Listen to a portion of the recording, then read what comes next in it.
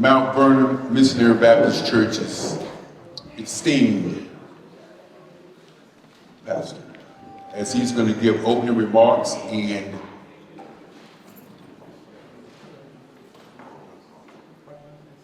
he'll lead us into prayer. Good evening or afternoon. As he mentioned, I am Jerome Washington, pastor of the Mount Vernon Baptist Church. It is a joy to have you here. I don't know when the last time we had so many political people in church. There would be those who say they need to be in church, but in either case, we're happy to have you. The Naacp is very dear to our hearts. You might need to turn that volume down. Yeah. The Naacp is very dear to our hearts here at Mount Vernon. For years, I don't see the president of the Naacp Durham chapter. Is he here? No. But for years, Mount Vernon had the distinction, and I hope we still have it, as having the most registered members of our congregation as members of the Naacp.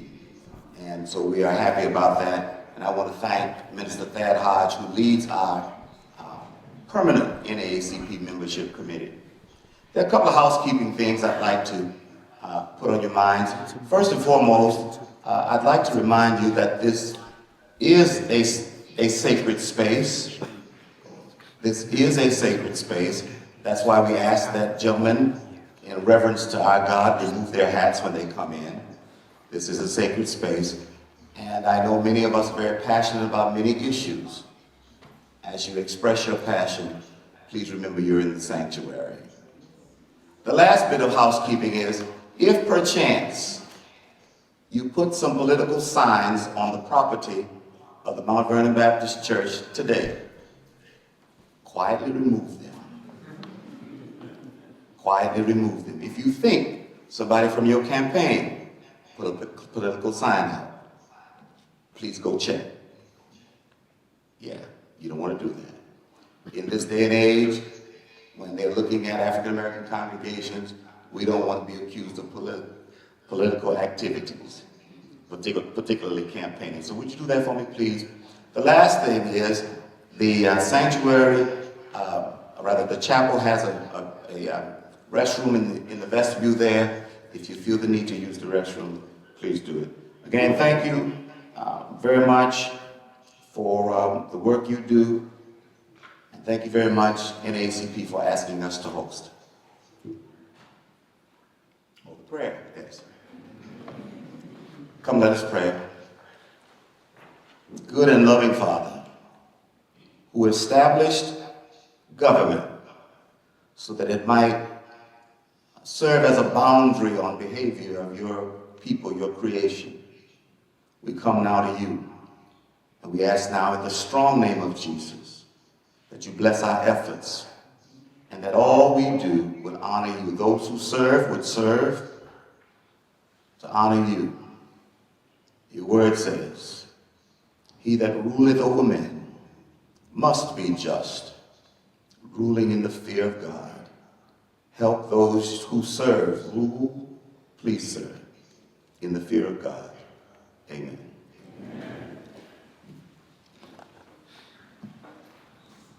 It's going to be a great day. I'm Dr. Eric Kelly III from Durham, North Carolina. Lived in Durham all my life. It always gives me pleasure and pride to get an opportunity to talk about issues in North Carolina and issues in the city of Durham, North Carolina. Welcome you all again to the forum. Our opening charge. And before I do that, we're streaming Facebook Live. And we also record it, so you'll be able to get it and stream it on your various streaming platforms. Democracy works best when leadership is rooted in justice, accountability, and service to all people. Today, the NAACP convenes this political forum not as a partisan space, but as a community space, grounded in our core values of fairness, equity, and equal opportunity. For more than a century, NAACP has stood for the belief that public service is not about serving a single group, a single district, or a single party, but about serving all races, all communities, and the full promise of North Carolina. This forum reflects our commitment to informed voters, transparent leadership, and candidates who understand that the true representation means lifting every voice, protecting every right, and governing with integrity for the common good of all people. We have some rules for this morning. We're going to start out with our first panel. Durham Public School Board of Education District 1A. Our panelists are, and when I call your name, please begin to come forward as we want to move as rapidly as we can. Our panelists are Dicey Burton, Dilsey Burton, and if I do your name wrong, please correct me. Dilsey Burton, have a seat, please. David. Sir. Tell me that last name. Malikian. Malikian. I've been working that all week. Natalie. Katay. I've been working with your name wrong. Okay. And want to make sure if you have your phones, please put your phones on mute or silent so it won't disturb the forum. Okay. Each person is going to get 2 minutes to respond to the questions. Once I hit the ringer, or I'm going to say, since I don't have a ringer, once you hear the knock on wood, please stop your statement there. Right there. Right there, okay? Last but not least, I want everybody to understand there will be no questions asked from the audience at this time, as we're on a very, very tight schedule. And I probably can't say this very. From your perspective, what are the 3 most pressing challenges Durham Public Schools face today? And what strategic actions do you plan to take in addressing each one of them? First, let me thank the NAACP for this opportunity. Once again, I am Dilsey Burton, and I'm running on a platform that promotes fiscal responsibility, supporting classified and certified staff, and improving the graduation rate of DPS students. You asked the question about my strategic objectives. The first one is budget transparency. DPS has a $700 million budget, and I'm not seeing the return of investment with student performance, teacher satisfaction, and family confidence in DPS and the graduation rate. I support annual and detailed audits to see where every penny is being spent at DPS. I support public presentation of budget findings, and I support paying our staff what they are worth.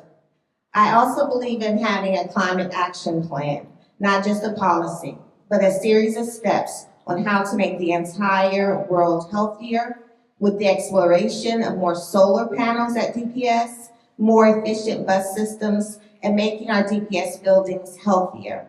I also believe that we should have a stronger ICE policy. Our current ICE policy says DPS will work with law enforcement.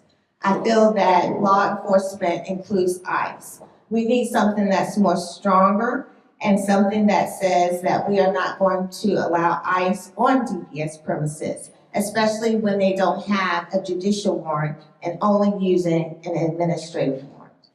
Thank you. We're gonna ask a question to David. Yes, sir. Do you remember the question? Do I need to repeat it? Same question? Yes. If you don't mind repeating it.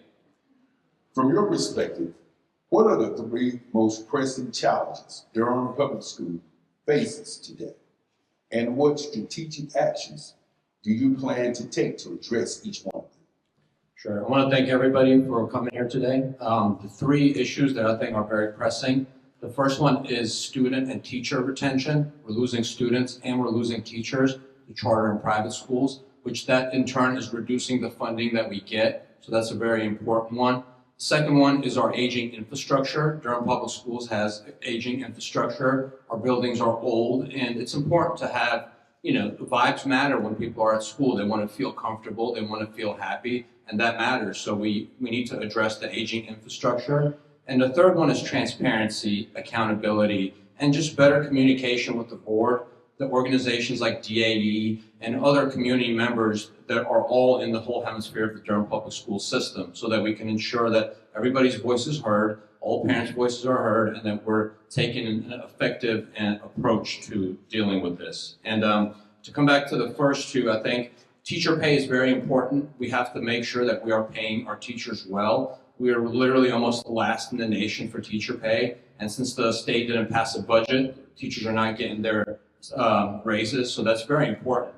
And we're losing teachers because they deserve to be paid. It's a hard job. My parents were both teachers. I know how difficult, time-consuming it is, and I know how important it is. The aging infrastructure is something that kind of gets overlooked because it's a very important part. It's a very big part of the budget, and that's kind of what I hope to bring to this board if I'm elected, that as a professional home builder, I can put a professional set of eyes on this aspect of the budget.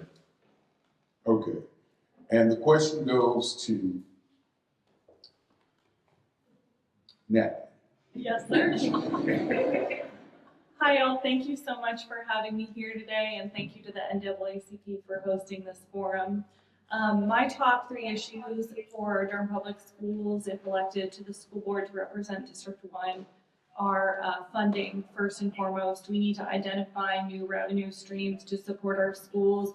It is clear that our leaders in Raleigh are not taking the same perspective on this that we have here in Durham. We value our public education, and I think that the efforts that have been made with the county commissioners in addressing the budget crisis is a promising step in the right direction.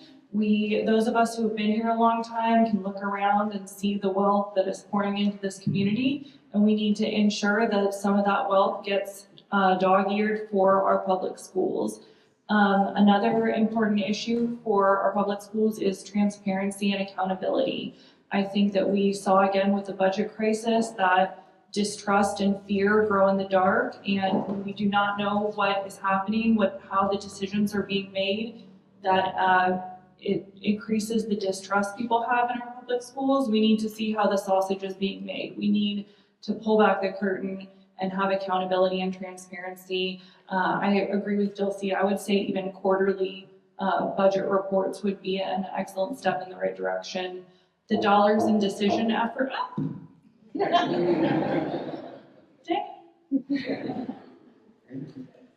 How have you cultivated open, respectable dialogue among colleagues in past leadership roles?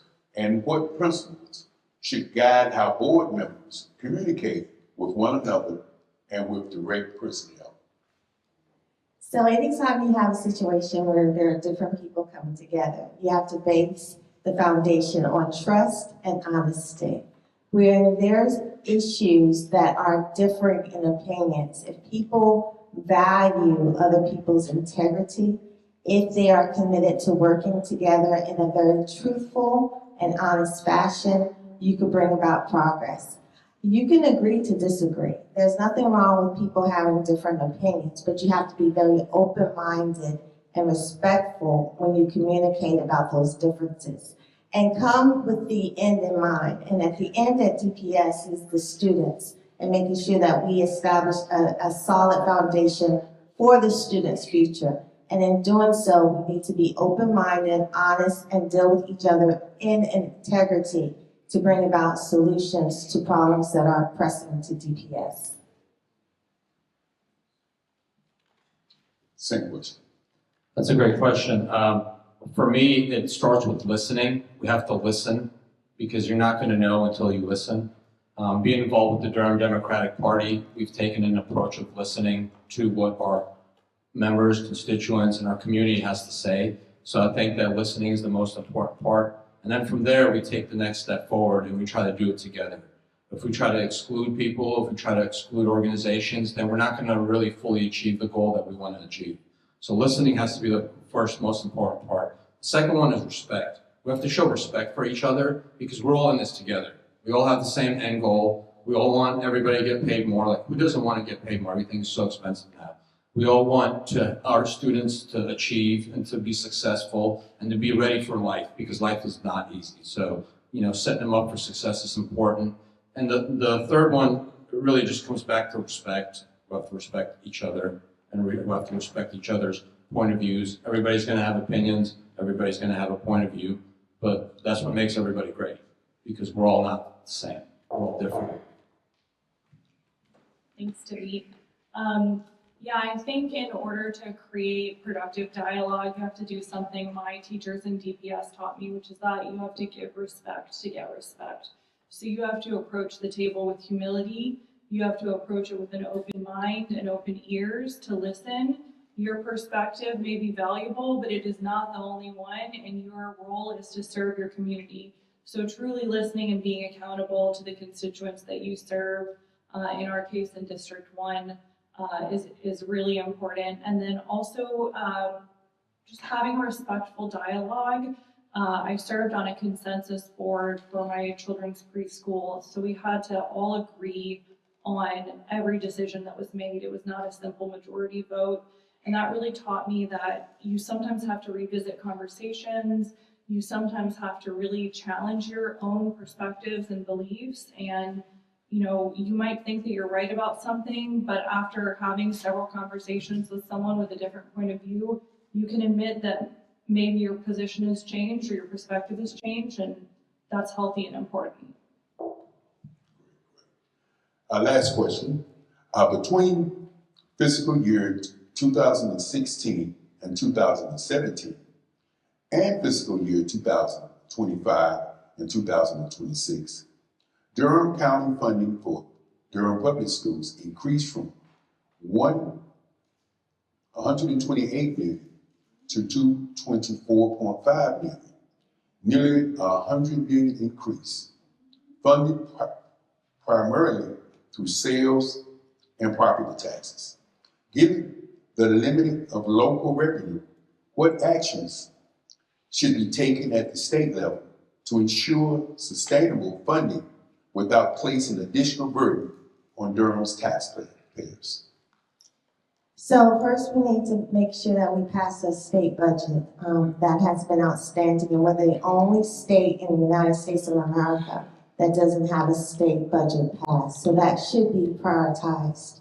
The second is that we need to be creative about our funding sources. We're thankful and grateful for having the local subsidies that we do receive from Durham County, but we also have to be mindful of whether we can have access to public-private partnerships that can also subsidize some of the costs and expenditures in our DPS budget, as well as look at how we can pursue philanthropic efforts. Back in 2022, we were blessed to have Mackenzie Scott give an $18 million donation to DPS. I think we should explore that in the future. We also need to be accounting for making sure that we are managing well the funds that we receive and making sure that we are good stewards of the DPS budget that we have. I think it's important that we thank our county commissioners. I know a lot of y'all are here. We're very grateful to have such good county commissioners, and thank you for helping fill that gap. The first thing we need to do to help fix this is we need to elect Anita Earls to the Supreme Court. That's the number one step that we have to do. And then after that, in 28, we have to elect a few more Supreme Court justices so that we can take back our state. That's going to be the only way to come out of this mess. And the other thing that we really need to do is, I don't want to keep talking about like from a Durham Democrat perspective, but we really have to get voter turnout in Durham. because Durham can really sway statewide races.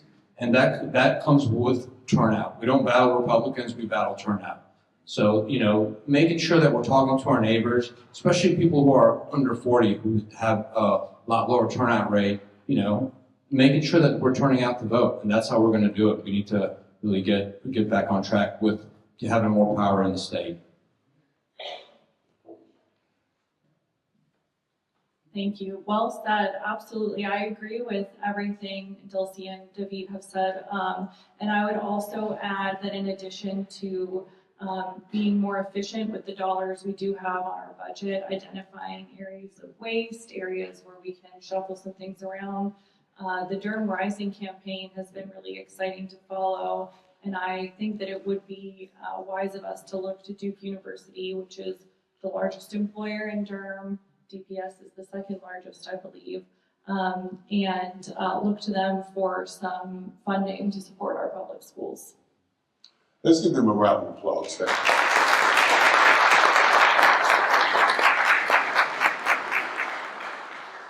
Thank you so very much. Thank you. How do you view the expansion of public funded vouchers and scholarships for private school attendance? And what accountability measures should accompany such programs to ensure equity and transparency to taxpayers? Thank you so much, and thank you to everybody for being here and everybody online. The school voucher program is a Republican-led effort to completely defund our public schools, and that's what we need to call it. They've rebranded it Opportunity Scholarships, but actually it is stealing your taxpayer dollars and putting them in the hands of segregation academies and schools that have absolutely no oversight. It's why I introduced legislation to put a moratorium on these opportunity scholarships, and why I've been one of the most vocal advocates on our education committee against this program, which is an existential threat to public education in our state. I've been an advocate for our public schools and also for accountability, not just for our public schools, but for organizations that are accepting your taxpayer money. Those institutions need to be audited, that money needs to be accountable, and we also need to end this program entirely. We need to attack the challenge of low-performing and chronically low-performing schools, because our Constitution in North Carolina guarantees every student the right to a fair and basic public education, and we know that is not happening in our state. It's why I've introduced legislation to tackle chronically low-performing charter schools, schools that have never succeeded in serving our students time and time again. It's why I believe in fully funding Leandro, and why I'm also passionate about making sure we have a state Supreme Court that agrees with us, and why I want to make sure that every single student, not just in DPS but around the state, has access to education. Thank you. Ms. Freeman, what principles guide your position on using public funds through vouchers and scholarships to support private education? And how would your approach affect equity in public school funding across North Carolina? Thank you. I want to thank as well you all for being here today, and our hosts, and all of those folks who put this together today. I would say that I want to be really clear that we have to fund our public schools fully, and in order to do that, that means paying our teachers and staff a competitive wage, so that we're not at the bottom of the country in our payments, and making sure we have fair pay. I would also say that it's important that we understand how our schools are used in our community. They are community anchors that actually build the strength or strengthen our community ties.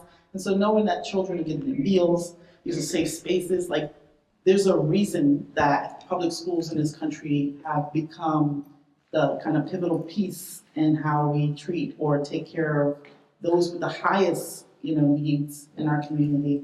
And it's because of that funding, there is no equity in funding private schools to do that. And so making sure we first fully fund those schools and making sure that we're fully covering the need for our students would leave us with little room to move those dollars to private schools. So.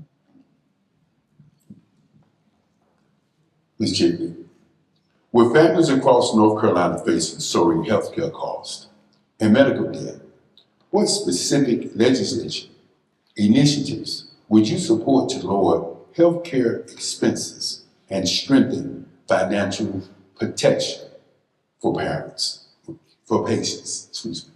I was just talking to a constituent yesterday who is the mother of premature twin babies, and they are $1 million in medical debt. She makes $800 payments every month. So this is an issue that's affecting people not just in Durham, but across our entire state. And we need to get serious, right, about medical debt. We need to make sure, first of all, that we're ending predatory practices, predatory collection practices. We need to make sure that we're holding our hospital systems accountable to the charitable mission that they agreed to, because they don't pay taxes, right? These nonprofit hospital systems are offering a public benefit and then not always screening for that benefit standard. So we need to put some teeth behind the statute to make sure that we're holding hospitals accountable. And most importantly, we need to protect Medicaid expansion, and the Affordable Care Act subsidies that Congress has allowed to expire. Because if we are not providing basic health care coverage, we are going to see medical debt skyrocket. And so providing basic health care is such a huge priority for me and for my colleagues in the legislature, because we know what happened. We just fought a 10-year battle to expand Medicaid so that we could make sure that our kids had access to health care. And if they do not have this insurance coverage, families are the ones that are going to be paying the price. Thank you.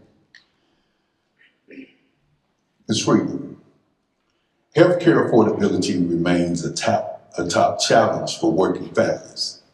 What long-term bipartisan solutions would you promote to reduce costs, control medical debts, and improve access to quality care? Thank you. I think I want to agree with Senator Chillet on how we need to do that incrementally, but we also need to be thinking about the vision, which is to get to healthcare affordability and understanding that we need universal healthcare. And it needs to be a system that is actually covering everyone. Other countries are able to do it. We're highlighting, countries like Denmark. For other things, we need to be able to figure it out here in this country. There's enough smart people who can make that happen, and I would definitely be a strong voice for insistently figuring out how we make sure that we don't have the same outcomes we had in COVID. And so we use those ARPA dollars to kind of cover the gap, but we know that disproportionately who was impacted the most were people who are low wage and of color. And if we were to have a system where everyone had health care and didn't have to essentially lean in on emergency rooms for their primary care, we would all be healthier. And if we're all healthier, then things will look a lot different.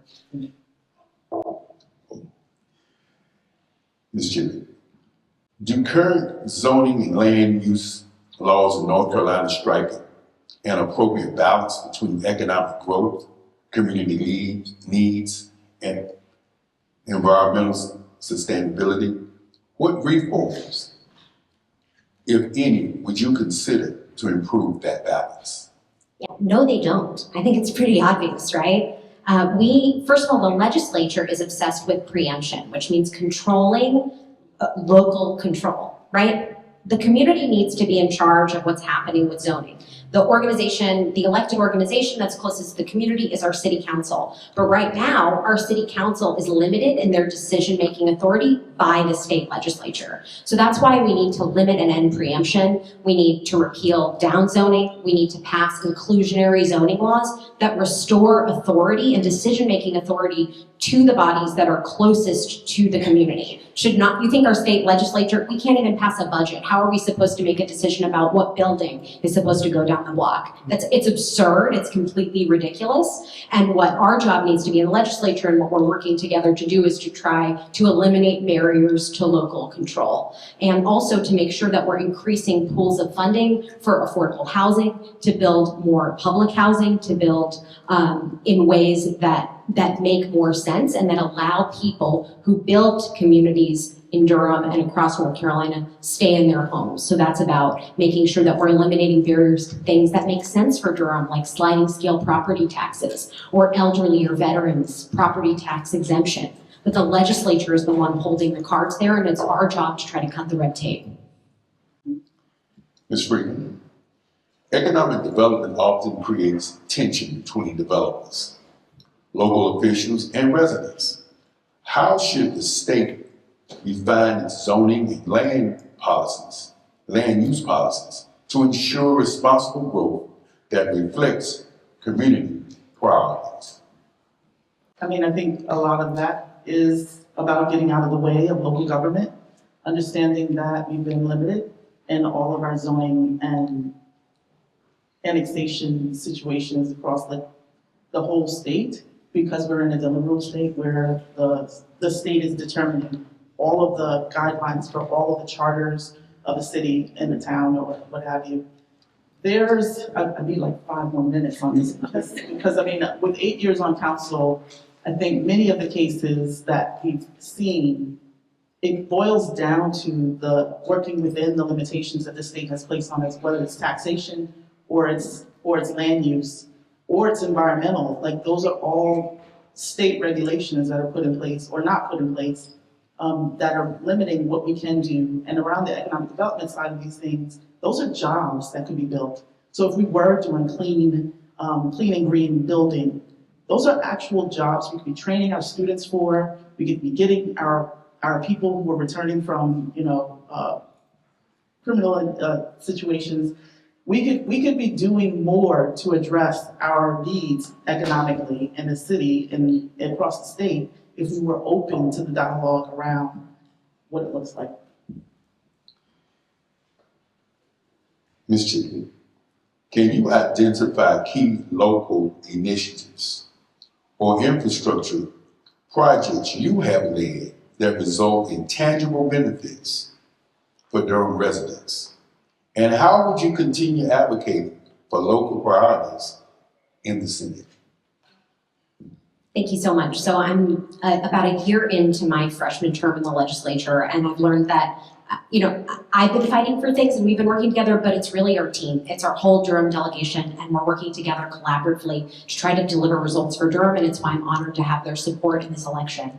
One of the things that we've been working for is relief for this Tropical Storm Chantal survivors. Like you said, like you heard before, we don't have a state budget, but we were still able to get $6 million in relief passed for Tropical Storm Chantal survivors. I am the only freshman Democrat in the state Senate to get any legislation signed into law all year, an amendment on childcare. So I'm trying to deliver not just for our families, but for our childcare providers so that we can have more local small businesses get expanded and get funded to do that work and to serve our kids. One of the things that I've been working on is, in the absence of state funding, we still have to be creative about how we get this done. Philanthropic funding, other sources. I've raised $50,000 in philanthropic funds for emergency food access in our community for when ICE was attacking our students and attacking our neighbors, wanting to make sure that we're really bringing in additional resources. If we can't do it in the legislature, it's our job to look outside. Another project we're working on is childcare for North Durham. North Durham is a childcare desert. And so it's really important we're working with corporations, providers, and parents to try to build a child care center in North Durham. So my job as a legislator isn't just to fight back, it's to move us forward. And if I can't do that in the building, I need to do it outside the building. Thank you. Mrs. Freeman, what community-driven projects or funding successes have you championed that directly improve the quality of life for Durham residents? And how do you plan to scale that impact across the region if elected? Thank you. I think it's incredibly important to acknowledge that if the previous budget passed was about $30 billion, $6 million is not enough. And we need to really dig into how the funding structure of our state budget is operating. Understanding that the ROPA dollars that were lost, which were around transportation and the needs in rural community, those are the dollars that would alleviate the need for the city to cover it, or the county to cover it. And so really knowing how to get into that budget and make sure that those dollars are going to the right programs would allow us to have more dollars to do more programming. I do want to say that in Durham, I've been very voiced around making sure that we have infrastructure funding to cover the streets, roads, sidewalks, parks, what have you. And so making sure that quality of life wise, you feel those dollars in your community, you feel those dollars in your pocket, and then also just making sure you feel those dollars, you know, when you're looking around in your community, there should be more spaces for you to enjoy together outside of your homes, because you're all contributing to those tax dollars in our communities. And so when I say 30 billion, we've got to do better. That's all. Let's give them a round of applause.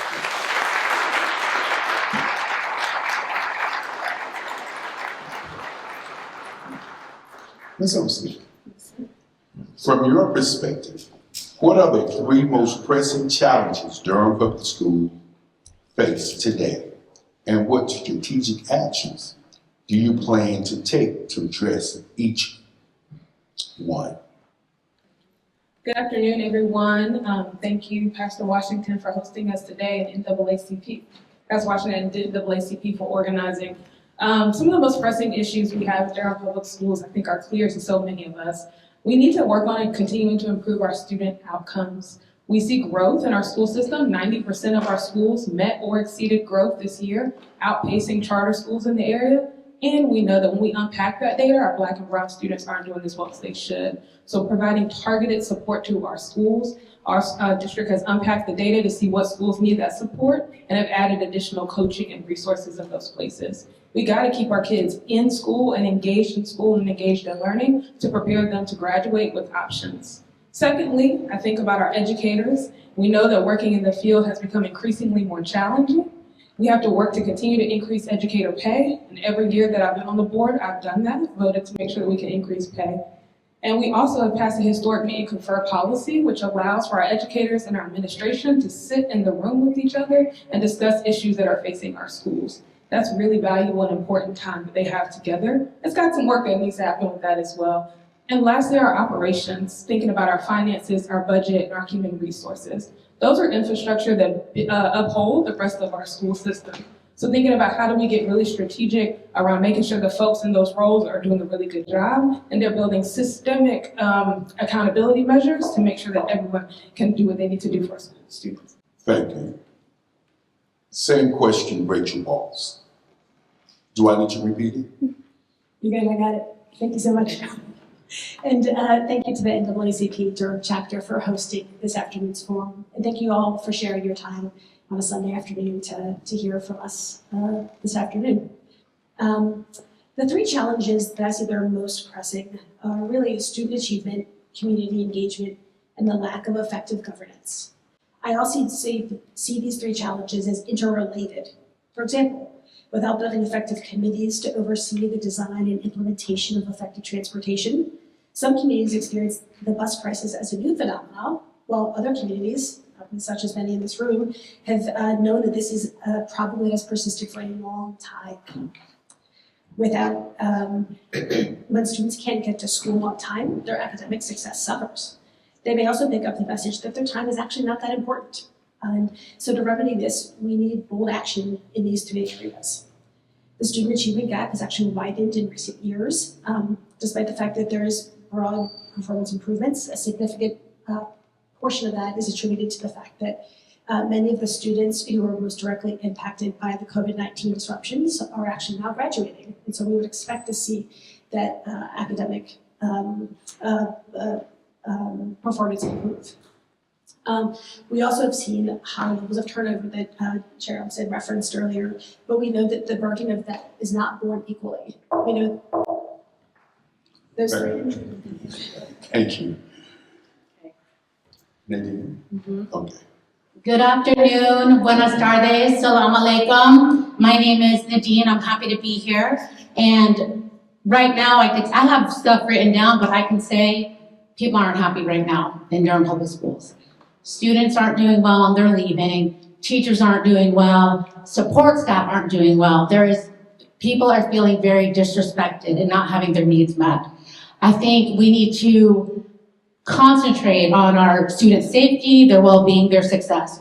Our EC students, our African American students, our Hispanic students. We need to think about how they're treated. We need to think about restorative practices with our students, true restorative practices. Not we do this over here and we do this over here, but what is the system-wide training so that all students can do well? And also that's safety for our teachers and our educators and our bus drivers too, when everyone has that training.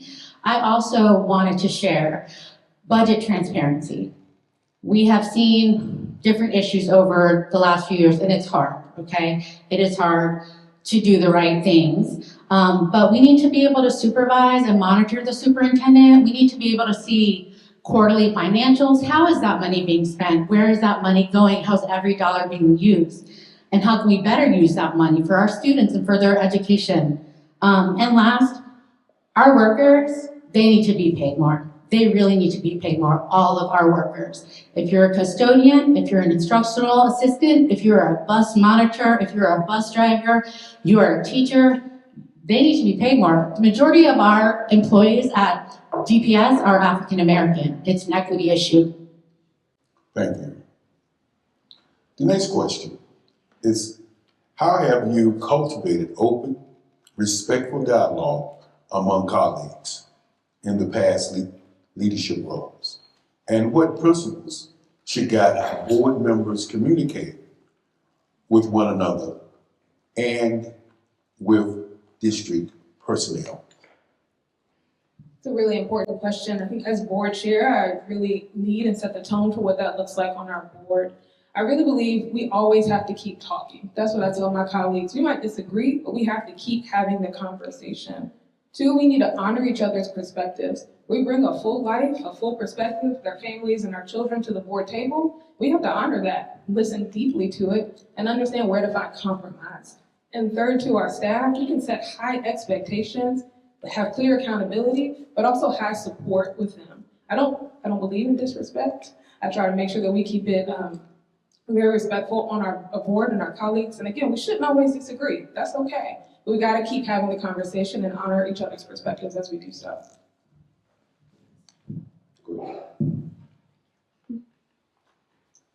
I love this question. As a social worker, I really love this question. And it's really important because policy platforms alone don't become policy, right? There's 7 of us who have to collectively make decisions for the good of Durham County. And we also know that policy is only as good as it's implemented.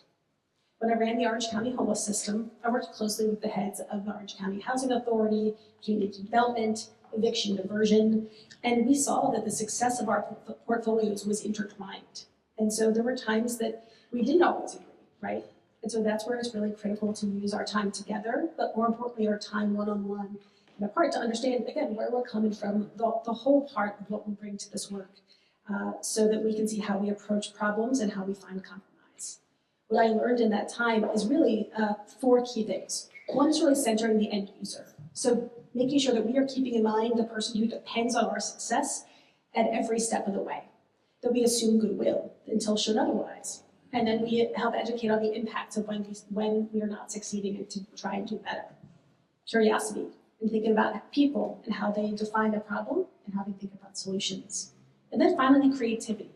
I guarantee that for everyone in this room, we're not going to see an issue the same way. And so how do we find new solutions that rise above and take the best of what we all bring to make better solutions and deliver for DPS?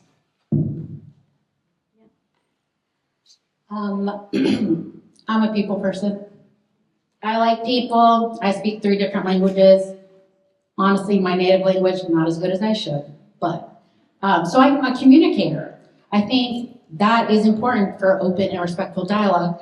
I also want to say, things are hard. We are being crushed. When we're being crushed, the government doesn't want to give us money. It's hard for us to see our colleagues as friends. So we start acting out against them when we really need to be on the same team. So it's very important too that I want to share that I've been in all levels in an organization. I have been a direct program staff with youth. I have been middle management. Do not recommend that. Executive level, and I've also have served on board. So I have talked to many different people. And I think when we're, as leaders, we need to think about where have we been and where do we want to go? Where are we from? Let's share a little bit about who we are. We have to build those relationships. You know, you come to the table, you are bringing stuff, like Bettina shared. You're bringing stuff, and you want to share that with other people so you can work together. But at DPS, the mission is to embrace equity, education, empowerment, innovation. So that's also who we should be accountable to. Our mission of DPS, and that's how we should be working together. Shared responsibility, high expectations, and a child-centered approach. So if we keep that in mind and work with respect, we're gonna be good. Next question. With families increasingly choosing charter schools, how do you believe DPS can restore public confidence and maintain strong community ties? It's a really important question. Our board recently had a conversation around enrollment. We're down about 1,000 students to charter schools and to private schools. And I think the first step is to take a hard look in the mirror at ourselves. What are the issues that have led families to make other options? And I think about transportation, I think about our after-school programming, and I think about our programming for exceptional children that's not doing what it needs to do to meet the needs of every single child. So that enrollment plan around bringing families back has to start with us improving the work that we do in our current school system. And then I think secondly, some of our schools are really good at this already about marketing and talking and being in community. They are attending the neighborhood association meetings and talking to families. So we need to have an enrollment plan that's almost like a campaign. It's how do we talk neighbor to neighbor, organizer to organizer around what is available, what are the options here in Durham Public Schools, and make sure that families know that there are options available for their students. We had our Showcase of Schools event yesterday where we had every single school in the district talking about what are their offerings there. From veterinary to agricultural to culinary, we have skills trades, we have IB, we have health sciences, we have all different types of programs in Durham Public Schools. So we gotta make sure we tell that story. But the story is really told from person to person, from parent to parent, from educator to educator. The district can say a lot of things. But when you hear real first experience from someone who's in that building, that's really gonna help make sure that you know your child will be taken care of in our school system.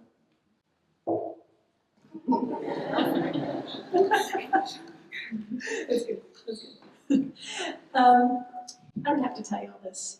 Durham continues to grow at a really fast rate, faster than most other communities in the Triangle, which is amazing, right? People want to come here, and it comes with some challenges. I certainly, with my background in housing and homelessness, see the pressures that places on families and communities. And at the same time, as Chair Upstead referenced, enrollment has declined by 1,000 students in the last year. We also face significant headwinds, right? The state legislature has continued to remove barriers for entry for charter schools and continues to commit public dollars, as was referenced earlier, to subsidize private school enrollment. And so as such, our community has seen significant increases in both of those areas. And I wish we lived in a world where these varying school types don't compete for the same limited public funding, and we could find efficiencies in shared infrastructure. But that's not the world we live in right now. And so we really need to lean into understanding why folks are leaving. I actually come from an organizing background as well, and people vote with their feet. So we need to understand what's happening at the family level when it comes to people's disparate impact or different treatment with things like in school and out of school suspensions, or folks' learning needs and EC needs getting met differently by different schools. And so I think that's where we need to deliver. This is fun. So let's be honest. There are many parents who have also left Durham Public Schools, and there are reasons for that, and not sometimes why they want to move their kids out of DPS. They want to put them in charter schools because we all want the best for our kids, okay? I have 2 children, and one of my children is EC, and he's also AIG. Charter schools don't have to do anything for EC children. They also don't have to do anything for AIG students, okay? And I feel like we need to educate parents and our whole community that Durham Public Schools is where it is at. It is the best education. It can be the best education. But kids are gonna leave our schools when our educators are leaving our schools and there are not enough teachers.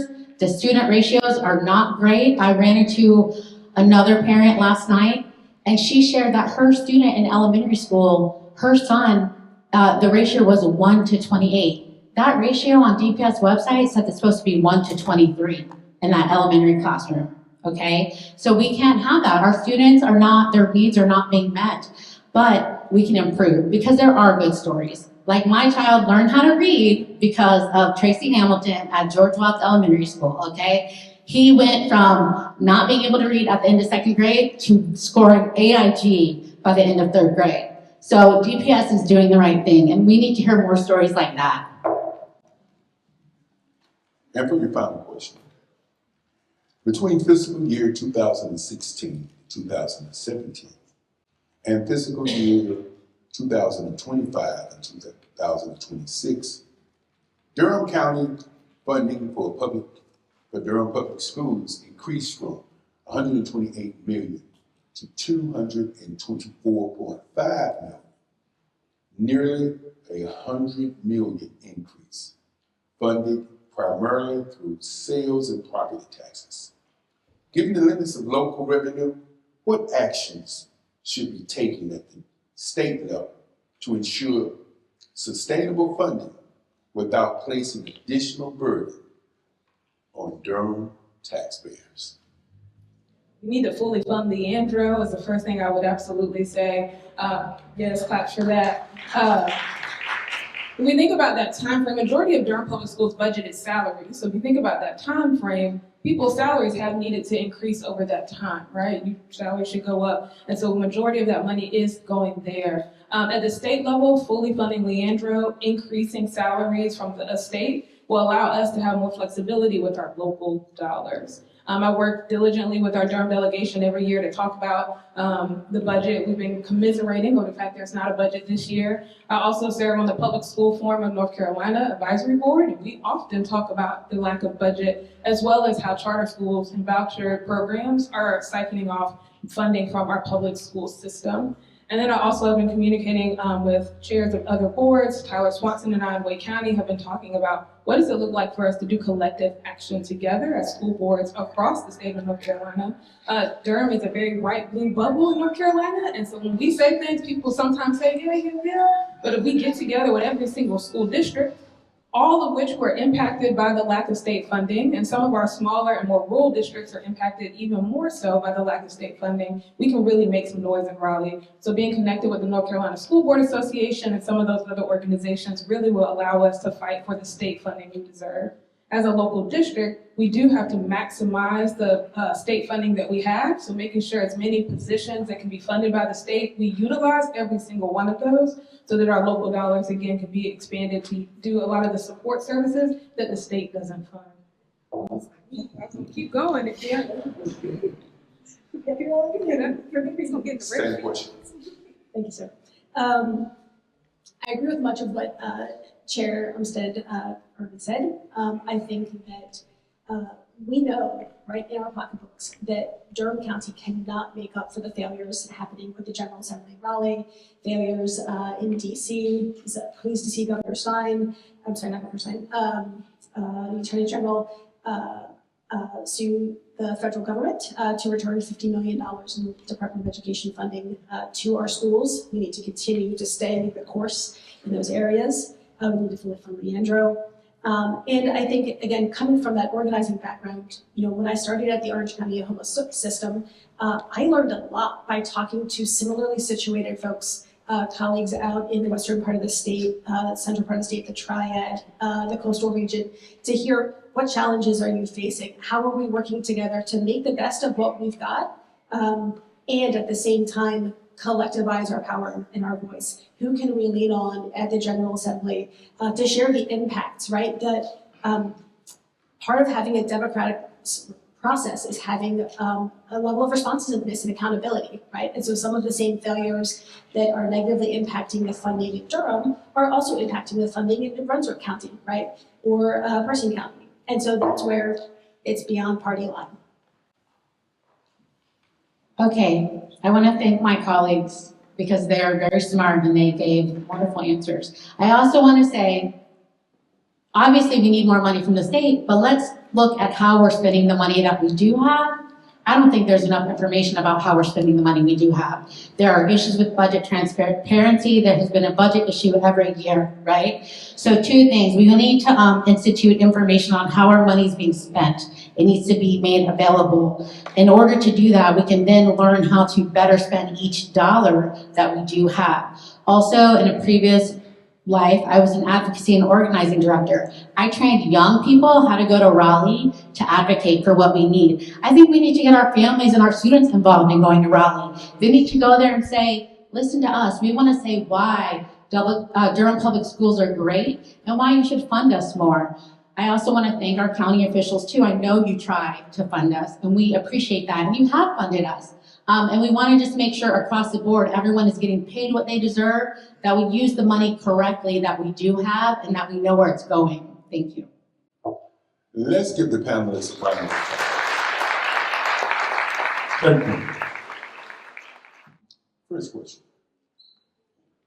Higher education pathways from research, UNC, Duke, NCCU, to community colleges shape our local economic mobility. What specific federal actions would you champion to expand access and diversity programs, options to better meet local workforce and community needs? Thank you for the question, and let me also thank you for this opportunity to share our views with you all today. That's a great question. It's an important question. I think, first of all, we need to reinvest in public education, certainly as it relates to our colleges and universities. As a person who knows that education is how I got to where I got to be, I realize that it is the great leveler. And for us to not invest in our people such that the leaders of tomorrow are ready. When we look at what is happening with the U.S. Department of Education, when we look at how the federal government is not providing funding for research, particularly when we talk about NIH, when we talk about NSF, where there are grant opportunities that exist for students of all income levels. When we invest in research such that our college students get opportunities, then we're investing in our local economies. What we're doing is providing for jobs such that people can have opportunity and access to their best lives. The federal government has a responsibility to ensure that they're partnering with state dollars and local dollars where they exist to make sure we're providing these opportunities for our communities. And certainly what we see is that when people get the opportunities in these communities, they stay in these communities and they invest in their local communities. Thank you. Mr. Law, after decades of congressional gridlock on immigration, millions of undocumented people remain in legal limbo. What concrete steps should Congress take now to materially improve their lives while still ensuring fair, lawful, and humane enforcement of existing immigration laws? Thank you so much for the question. And just to clarify, will you want me to respond to the first question real quick? Okay. But I want to thank you so much to the NAACP for hosting this event, and also to Reverend Washington for opening up your church for us to be here. When it comes to immigration, we're seeing what's happening right now with Trump's authoritarianism coming into our neighborhoods and terrorizing our communities. That they are coming in and acting under the guise of law and justice, but what they are here to do is to instill fear and to kidnap our neighbors. And the way that we change this system is by making sure that we have by passing the DREAM Act to make sure that everyone has a pathway for legal citizenship. And we're making sure that we're investing in our communities so that they are able to build diverse and vibrant lives here in North Carolina. And as the proud daughter of immigrants from India and Pakistan, I've seen firsthand what our immigration systems, the fear that it instills, and the way that it's impacting and tearing up people across this district. And as a county commissioner, I have a track record of showing how I'll step up for our immigrant community. In my first year as a commissioner, I pushed and got the county and city to jointly fund an immigrant and refugee services coordinator role, the first role of its kind in the South. And now we have someone who is dedicated to making sure that our immigrant and refugee neighbors have access to all of the resources that are available and to break down those barriers that exist around language or just knowledge breakdowns. And Federal immigration enforcement agencies like ICE remain controversial. How do you believe Congress should exercise its funding and oversight responsibilities to ensure accountability and protect immigrant communities? I think the first thing we need to do is to make sure that we're not giving money to ICE and Border Patrol that, as you just heard, is being used to terrorize our cities. One of the things that I'm proud to say is that I voted against the National Defense Authorization Act because there was an over amount of money being funded to ICE and Border Patrol. And these are people who are not being trained properly. They're not trained for de-escalation. They're not trained to go after criminals as the administration said they would be used to do, but what they're doing is terrorizing our cities. When we look at what has happened over the past week, anybody who is not seeing that ICE and Border Patrol are not working to protect our cities shows that they're not paying attention. I am a proud sponsor of the PROTECT Act that will not allow local law enforcement to be deputized, to be used by ICE. I am also a co-sponsor for the Respect for Detainees Act to ensure that when people are detained, they are given due process. I am proud to be able to say that what we're doing right now is to hold this administration accountable.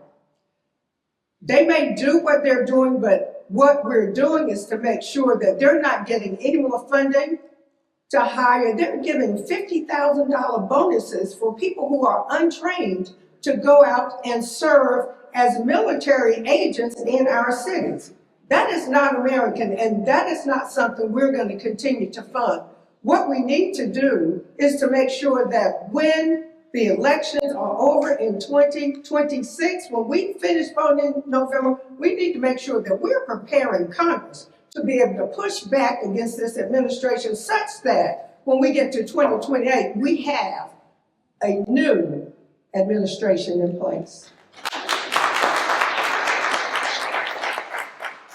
Economic inequality driven by race and class continues to widen despite economic growth. What targeted federal policies, such as reparations for African Americans, guarantee basic income, or expand affordable home ownership, would you actively support to close persistent wealth and opportunities gaps?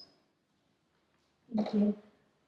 As a county commissioner, I have consistently every year invested in increases for our county employees' salaries as well as DPS employees, because I understand that the way that we increase economic wealth is by paying people living wages so that they're able to support their families, they're able to live here in Durham at what the cost of living is, which is nowadays $24 an hour to be able to afford a rent and food for your whole family.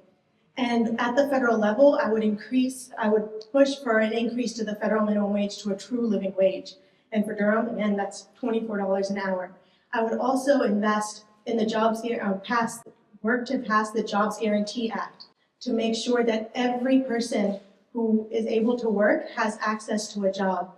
Because there's so much infrastructure work that needs to be done that we can create publicly funded jobs to close our infrastructure gaps, to invest in jobs, to make sure that anyone who is able can also help us with climate resilience.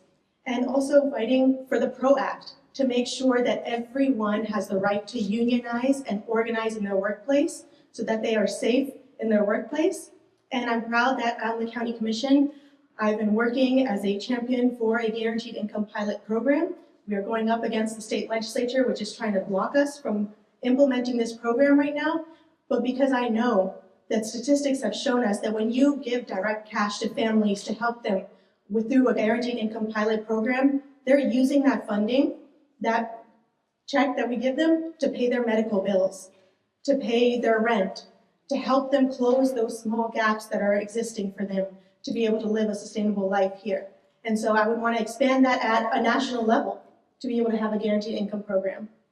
Thank you. Ms. Rashid.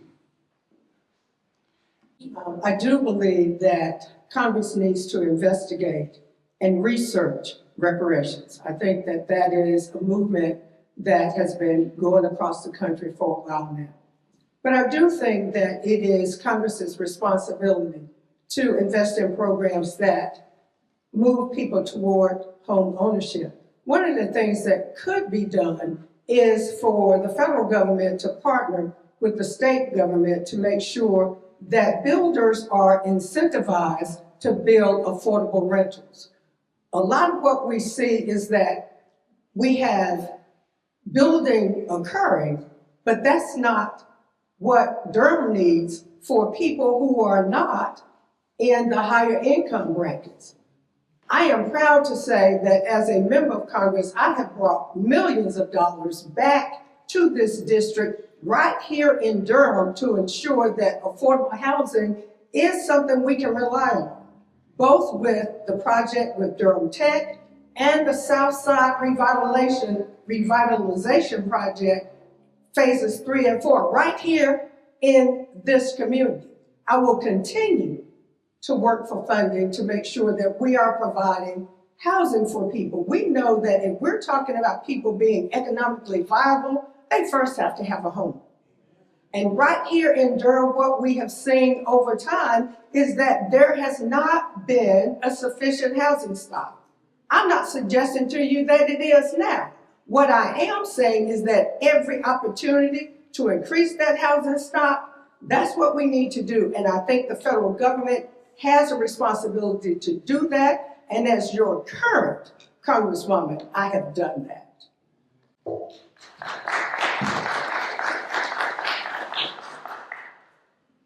Gun violence has devastated communities, in particular African American communities nationwide. Yet legislative action remains stalled. Given current Supreme Court interpretations of the Second Amendment, what realistic federal policies would you support to reduce firearm deaths while upholding constitutional rights? Thank you for that question. This is a personal question as well for me as someone who came into the realm of politics due to gun violence, of losing my best friends to a hate crime shooting in Chapel Hill in 2015. And what we've seen here in Durham is the rising levels of gun violence that we at the county level have been trying to address through investment in community intervention programs, through investments into our youth, investments into our most impacted communities through programs like Project Build, that is connecting our youth to mentorship opportunities, connecting our youth to job and internship opportunities, to be able to help them see the opportunities and the long life that they can live through jobs and education. And at the federal level, we need to be passing red flag laws to make sure that people aren't able to get access to weapons through the gaps that we have in our system. We need to make sure that we actually we're not allowing people with a history of domestic violence to be able to get their hands on guns. Because we're seeing that consistently, not just in Durham, but across this country, that people who should not have access to weapons are able to get them, because states like North Carolina continue to remove any and all restrictions that exist for them. It is easier for people to get access to a gun than it is for people to even get their prescriptions in states like North Carolina, which is just unjust. And that's why we need to be making sure we close all of the loopholes that exist and making sure that we're investing in community intervention programs. So as a member of the House Gun Prevention Violence Task Force, I have pushed forward with legislation that would serve to ensure that we are not allowing, as you just heard, people who shouldn't have guns to have them. We have also tried to push forward laws that would ensure that people have background checks before. I mean, that's a bipartisan situation. Everybody believes that there should be background checks before people are allowed to have guns. We have pushed forward legislation to make sure that in those situations where kids could get access to guns, that there are laws to make sure that people who own guns keep them out of the reach of children. Until we get an administration that is not afraid of the NRA, that will allow us to bring these pieces of legislation to the floor so that they can be voted on and the American people can have their desires met as it relates to preventing gun violence, we're going to keep seeing the same things. All of us believe that this is an epidemic in our country. This is not just something that we don't know is happening in a way that every community in this country is suffering from gun violence. And when you think of what is happening with children, the number of children who are being killed by guns, even here in this community, it is incumbent upon all of us to continue to push our legislators to do something about it. And I would suggest to all of you to call your senators. Many of you have called me, and I appreciate that. And I have responded as you have requested, but until we can get a sufficient number of representatives to understand that this happens in every community in our country, we're going to keep seeing what we see. But again, if we don't invest in mental health programs, all of the wraparound services that make sure that people have what they need to be physically and mentally sound.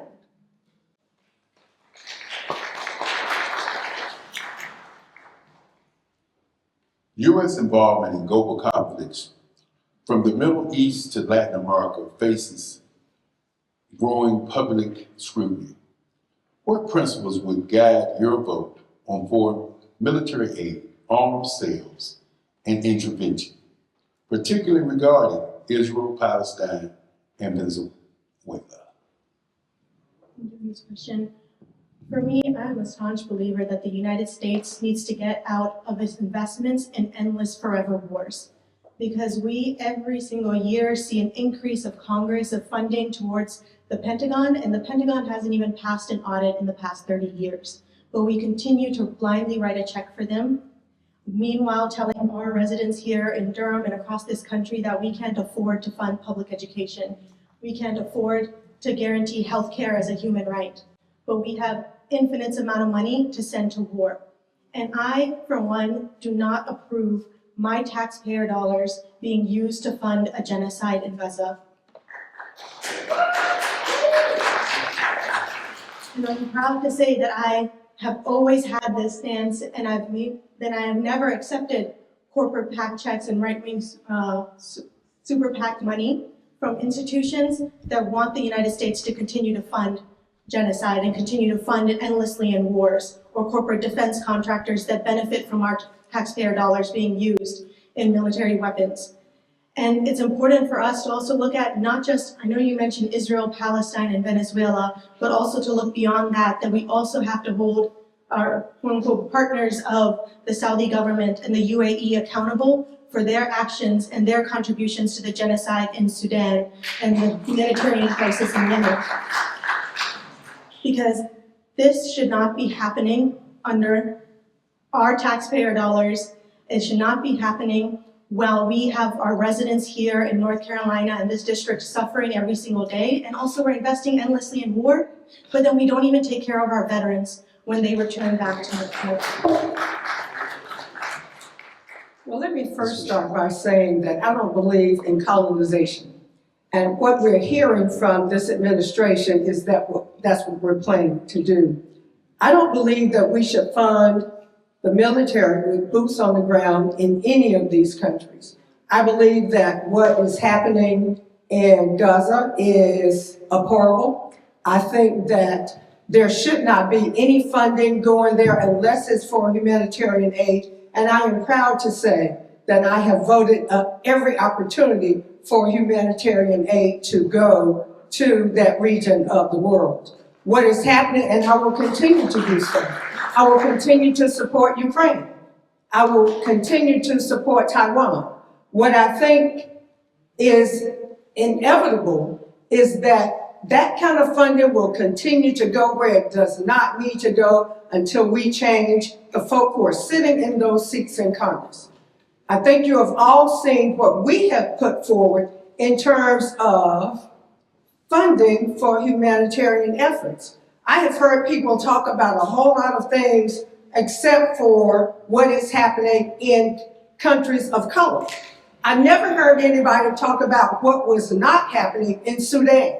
When I was fighting for funding to go to Sudan, nobody was backing me except for people, many people in this room. I don't think it's just about Israel-Palestine. I think it's about all over the world, especially for people of color. I want children in Sudan to be able to go to school too. That's right. I want them to wake up every day and feel like this might not be their last day. If we're going to talk about humanitarian efforts, let's talk about it for everybody, especially in countries where our people have been subject to the same kinds of stuff day in and day out for years. I will continue for humanitarian efforts. I will continue to back democracy across the world. And no, I do not believe that America should continue in these foreign wars.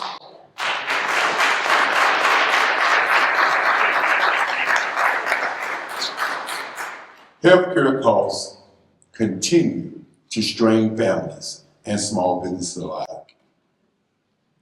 Do you support expanding federal programs, restructuring market-based systems, or pursuing universal coverage models to guarantee affordable healthcare access for all Americans? I believe in securing our Medicaid system, our Medicare system, as well as expanding or having Medicare for all, because I do not believe that healthcare should be a privilege. It should be a right. As someone even who during the COVID-19 pandemic was one of the thousands of people who was laid off from my job and had to depend on the COBRA system, our healthcare system is broken. The fact that that if you lose your job, you lose your healthcare coverage is not something that we're seeing in other industrialized countries. This concept of medical debt that millions of Americans are suffering through is not a concept in other industrialized countries. So why is it a concept in America, the wealthiest nation in the world?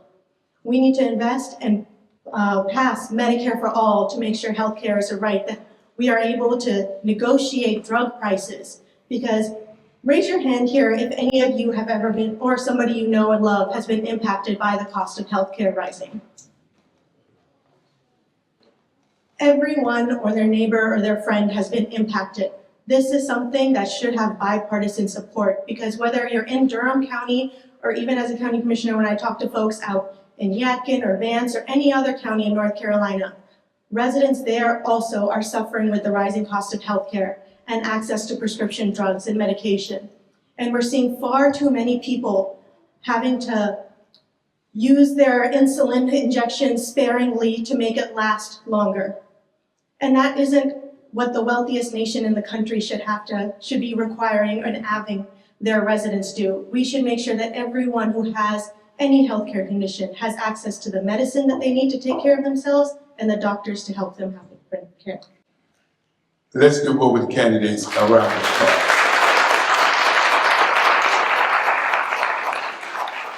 Mr. Crawford, from your perspective, what are the three most pressing challenges Durham Public Schools face today? And what strategic action do you plan to take in addressing them? I appreciate the chance to answer that question. Thanks everybody for being here, and it's a real privilege to be among this group. My name is Pete Crawford. I'm a parent myself of 3 DPS students, and so I get to see what challenges and opportunities we have all the time. And I will say that I think that the 3 challenges I'm going to articulate are not just challenges for DPS, but they impact our whole community. And I don't want to take anything away from the 2 fantastic humans who were just here talking about federal policy, but when it comes to the day-to-day of what happens here in Durham, this down-ballot race of school board is really, really critical. And what we need to focus on are 3 things. First, we need to prioritize student outcomes above all else. And we need to think about what we're doing in the classroom and how that might vary depending on which part of Durham you live in. And we need to make sure that we're having a good standard baseline of performance for everybody so that everyone walks out and can flourish. The second thing that we really have to address is our teacher recruitment and retention.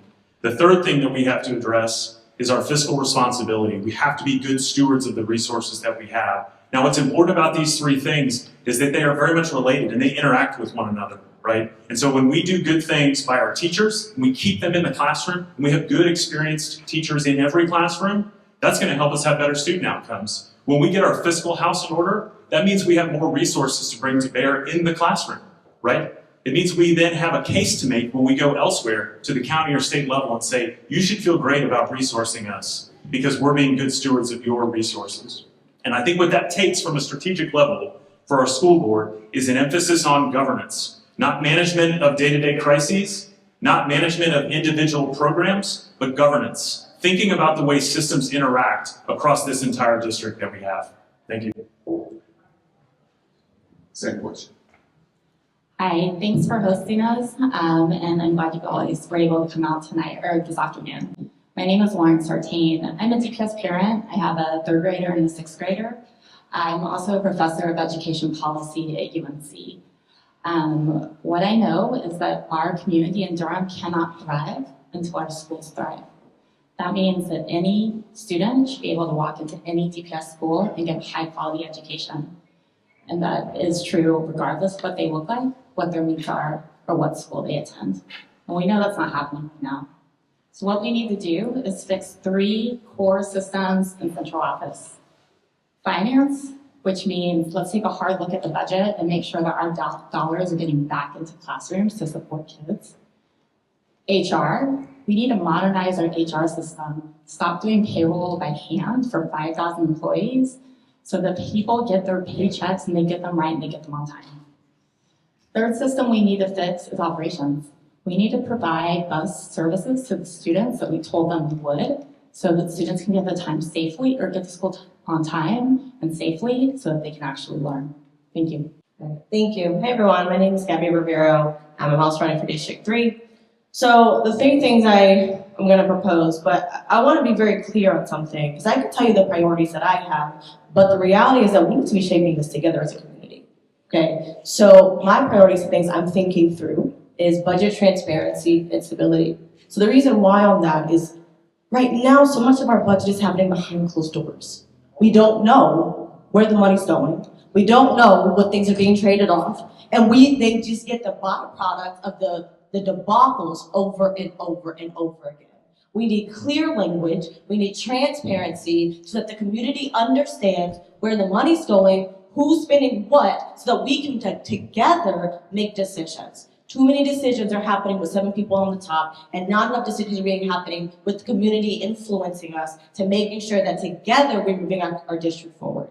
Number 2, we need to focus on mental health and safe schools.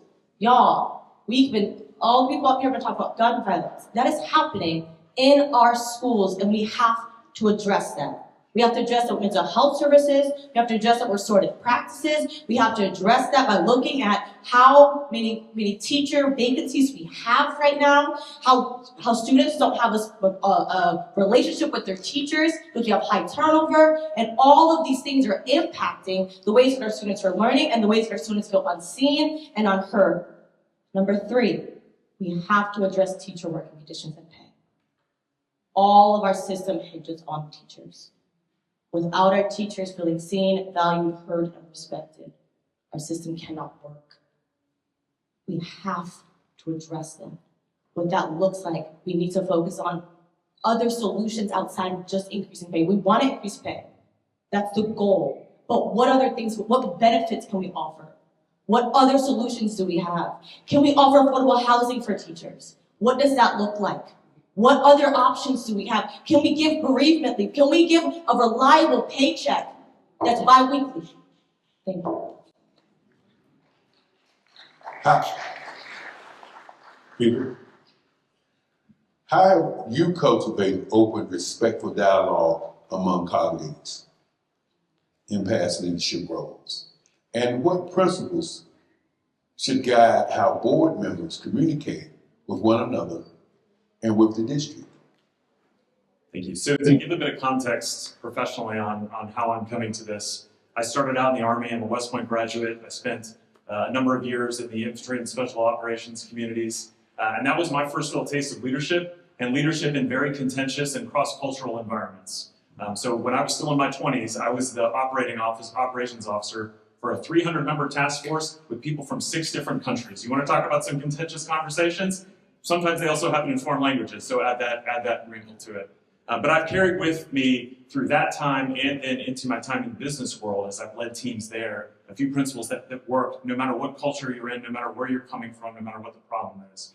The first thing is if you can establish that you have a shared mission, a shared goal, that's the table stakes, that's the foundation, right? And we do have that in DPS, which is fantastic. We don't have to create that. It is to educate our next generation and to do so in a healthy and nurturing environment.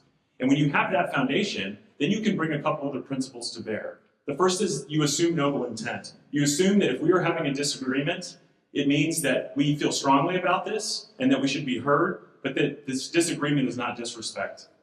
And then secondly, what I would say about that is to bring a perspective of curiosity over prescription.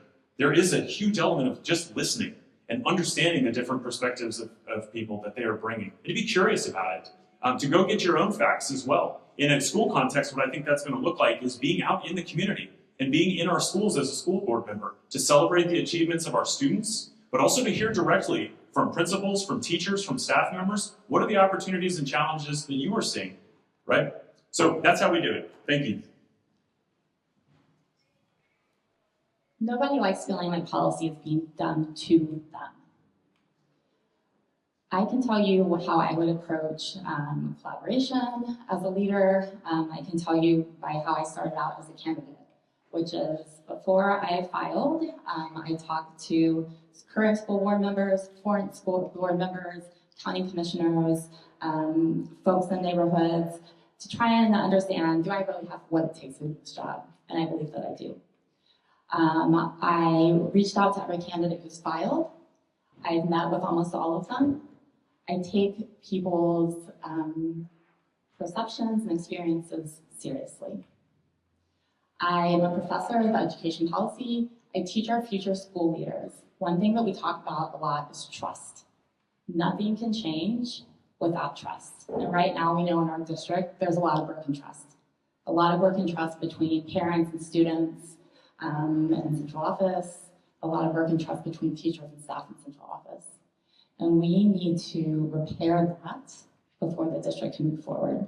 And so that would be key to my communication strategy, is about rebuilding trust.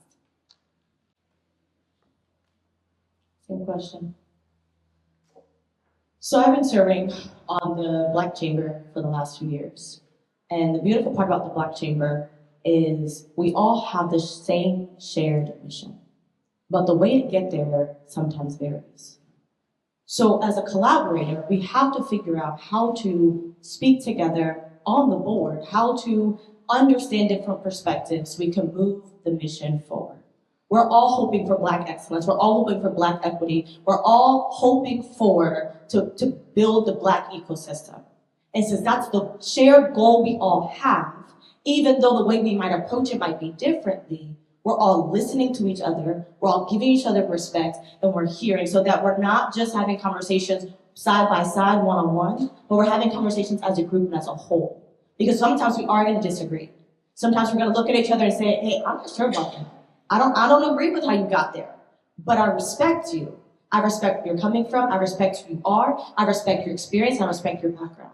So at the end of the day, we are all just humans trying our best to serve the community that we are invested in. And I am here and I'm invested in my kids' schools. I'm invested in this community. I have 3 kids in DPS system. And I know that the other people on the school board are also invested in the same shared mission together. So with the collaboration, with shared listening, with shared learning, with shared curiosity, we can then move our district forward as a whole, not as an individual. Thank you. How can DPS navigate the growing tensions between legislative demands for parental oversight and the need to protect students' rights and teachers' autonomy? It's a great question. For me, it kind of comes back to the first principles question of what are we trying to achieve here in our schools at fundamental level. We're trying to achieve a better level of education so our students can flourish. And if we see everything through that lens, that's the lens through which I see things. If we are having a disagreement, it's not about picking winners and losers. It's about saying, hey, are we even focused on the right thing? Is the disagreement we're having, is that actually going to lead to some sort of better student outcome? I think what I see from parents, and I'll tell you, a friend of mine I spoke to recently who's been very, very involved in DPS, particularly around the issue of transportation. And he made the comment to me recently, you know, I feel like when I go to school board meetings, I see that they are structurally designed to make people feel unheard, which is terrible. I can't say I disagree with them, but part of that is creating the space for us to have hard conversations before we get to the decision level, to have more forums than just the 2 meetings a month to discuss things and limit ourselves to public comment. What I would like to see, whether it is about a disagreement between teachers and parents or something else, is for us to break the complexity of this district that has 30,000 students, 57 campuses, hundreds and hundreds of teachers and staff members. We have to break down the complexity of that into manageable pieces that we can actually collaborate on budget, operations, everything. That means creating committee structures. And what that does is it creates more forums, not just for conversation about decisions, but for input. It creates more places for teachers and for parents and community members at large to come in and talk about specific issues before they become crises. Thank you. Yeah, same question. So I know that students can't learn unless they feel safe at school. Without that in place, unless they feel that they are seen, heard, respected, and safe in their school buildings, we're not going to make change. And so as a board member, I think it's critical that students feel like they can be themselves in school and they know that they're not going to be harmed for it. So I think about this as potentially a policy issue, but it also comes back to a budget issue because our budget is the thing that reflects our values in this community. And so if what we want is our students to feel safe at school and supported, then we need to make sure that we are making investment decisions that back that up. And so that means truly investing in things like restorative justice. So we're not just paying lip service to it, but that teachers and staff on the ground in schools have the ability to implement it. We need to make sure that we are putting our resources where our values are. Thank you for the question. So what I've been seeing, and we've been personally impacted at Southwest and at all the schools across the district when we got the mandate that all the teachers had to catalog all their books. And many parents, including myself, went for hours and sat with teachers and went by book and placed it in this catalog so that parents can essentially ban a book from the school whenever they were willing to or whenever it felt uncomfortable to them. Now, as a parent, many parents at Southwest were like, this is ridiculous. That we're in this space having to succumb to the demands of legislation, of the fears that are happening in administration. Now, the reality is that what the fears are is that they're trying to erase our history. They're trying to exclude our history because they think if they erase us, then maybe they can repeat the harms that they've done. But when we actually do that, we're just repeating the same cycles over and over again. We have to make sure we protect our history, protect the things that have happened to our people, so that in school systems, our kids still learn how to think critically about the things that are going on in our world. Because whether we erase it or not, these things are still happening, right? So it doesn't matter how much, maybe a parent does have a concern. While we need to protect parents' concerns, we need to hear and listen to what parents are saying, we still have to educate our students and the kids in the classroom so they can be critical thinkers and make decisions for themselves in the end. Because we're not raising up children that are just going to sit and follow what administration says, and then we're raising up critical thinkers that are going to change the system. And the way they change the system is by learning what actually happened in history, what's happening right now in our current administration, and what's happening in our future. Thank you.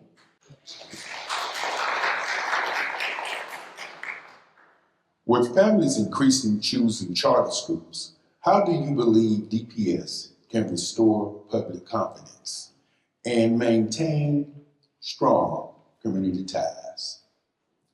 We've definitely seen the enrollment drop, and that has budgetary impact. That's going to be really significant.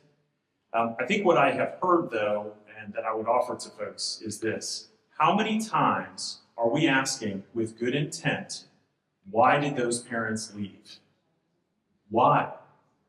How many times are we doing that in a systematic way that gets the feedback that makes us better? Candidly, I don't think we are. I think most of the time we come with a really defensive posture and we treat people like they're being disloyal if they decide to do what's right for their kids. I start with the posture that every kid is different. They learn different, they have different needs, and we're going to try our best in DPS to make it all things to all people, but there are going to be people we can't serve well. They're going to have a better educational outcome elsewhere. You know what? That's okay. Let's learn from that. We don't really ask the question all that much. I will say that, as people who've seen charter schools ourselves, I will tell you that what was shocking to us, because of what we had heard, was that the community that made use of charter schools didn't all look like me. They did not. And I think that's what I heard from folks ahead of time, that I was using some kind of privilege to get that. It's not true. The school that I've seen before, it was a majority-minority school. Why? Because it doesn't matter who you are. You want your kids to have a good education, right? And you will find, as a parent, what it takes to get that. So we have to ask, what is that? What are we doing that's not serving you well as a parent, as a family, as a student? I think that's the first thing. We start with that posture of listening and learning. And we cannot rebuild trust until we address whatever those issues are. We can assume what they are, and we can definitely look at the data about school-by-school performance and school-by-school attrition, and we will see some patterns there, I assure you, because we can look at that now. Thank you. I agree with Pete. Families are making the best decisions that they can for their children, right? They want their children to be safe. In elementary school, our DPS schools get out at 2:15, and we have a severe aftercare shortage. So if you're in that position as a parent, you are going to send your child somewhere where you know they can get the care they need. So we cannot blame families. The best marketing we can do in DPS is make sure that every single one of our schools is high performing. And so again, that comes back to the budget and taking a hard look and making sure that our resources, our generous county dollars, are going back into classrooms to serve students so that they can leave DPS being able to read, write, and be critical thinkers. We have seen increasing or declining student enrollment, and that translates into our budget because of how the state allocates teacher positions to our district. So when students leave, that means we lose money. The only way, again, to turn that around is to show parents that these schools are the best schools for their children, and that's about fixing finance, HR, and operations in central office. Thank you for the question. So one of the reasons, so something I hear often from parents as my kids, when they go to school here, is a parent might have a great experience in first grade. They'll say, I had the best teacher for my kid first grade. They're like, my kid grew so much. It was fantastic. But then their kid goes to second grade. And the parent then says, yeah, my kid didn't get all the support this year. They're falling behind. The teacher wasn't really, I don't know. I wasn't sure about how I like the teacher's practices. So by third grade, the parent pulls their kid, and the parent then tries to find other options. The reality of what's happening consistently is that there's inconsistent practices going on within teaching, right? We have to focus on training. What does that look like? What's happening in the classroom? We have to focus on how are teachers being served. When there is a sub for off and on for a classroom for almost a year, relationships are not being built, and parents are experiencing that, kids are experiencing that, and the parents pull their kids because they're like, this is no longer serving my child. The way we get parents back is we have consistency. The way we get parents back is we have a strong community engagement strategy where parents understand the opportunities that we're offering. Because right now, so many things are happening only for the top 10%. They get the resources over and over and over again. But how do these school resources, whether it's a magnet program, whether it's an IB program, whether it's CTEs, whatever the lottery system that currently exists, what all those programs are, how do we get those programs into the hands of everyday people, of our community, of people that might be vulnerable populations? Not just our top 10% that knows the lottery system, knows how to navigate it, but understanding the opportunities that DPS actually offers. Because a lot of it is just lack of understanding. So as we can work on a strong community engagement strategy, work on making sure these classrooms are staffed well, that's how we bring our parents back. The last question. Between fiscal year 2016 and 2017 and fiscal year 2025-26, Durham County funding for Durham Public Schools increased from $128 million to $224.5 million. Nearly $100 million increase funded primarily through sales and property taxes. Given the limits of local revenue, what actions should be taken at the state level to ensure sustainable funding without placing additional burdens on Durham's taxpayers? Yeah, funding is a real issue, and I don't probably have to tell this group of people that, you know, state and federal funding that we might have come to rely on is no longer there for us right now, right? That is a real problem. I think the question, though, that if I were in the shoes of somebody at the state level and trying to understand what I can do to support Durham, or if I want to, is I'm going to say, what have you done to get your own house in order? And what they're going to look at, if I'm in their shoes, is they're going to look at an auditor's report from 23-24 that showed massive findings that we did not have our house in order. We're going to say, can you give us more funding for CTE? And they're going to say, here's the thing, we gave you $1 million for CTE and you sent it back to us because you couldn't actually administer it correctly.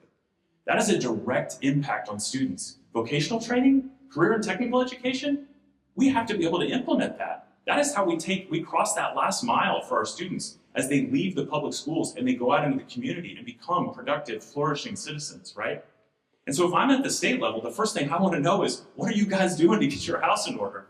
Are you making use of every dollar really, really well? Do you have good financial practices in place? I'm happy to say that I think there's a lot of room for optimism here for us.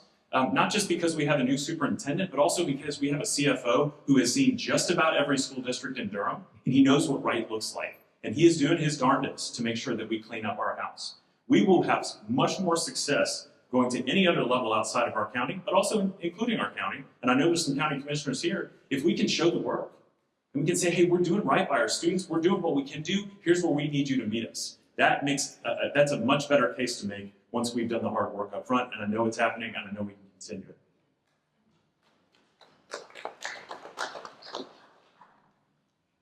So I want to start just by being clear. The way that our state funds public schools is structural racism.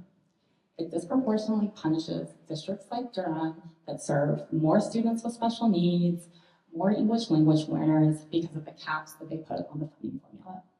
That puts a lot of pressure on us in Durham to make sure that we are serving all of our students by making up for it with our local dollars.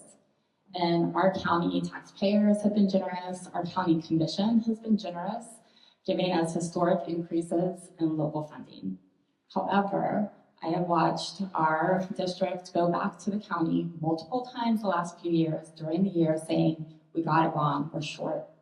And we cannot keep doing that, that's not sustainable. That puts our county commissioners in a bad place because they have to raise property taxes in order to raise more revenue. So that again means that we need to take a hard look at what we are doing ourselves. What are we spending money on?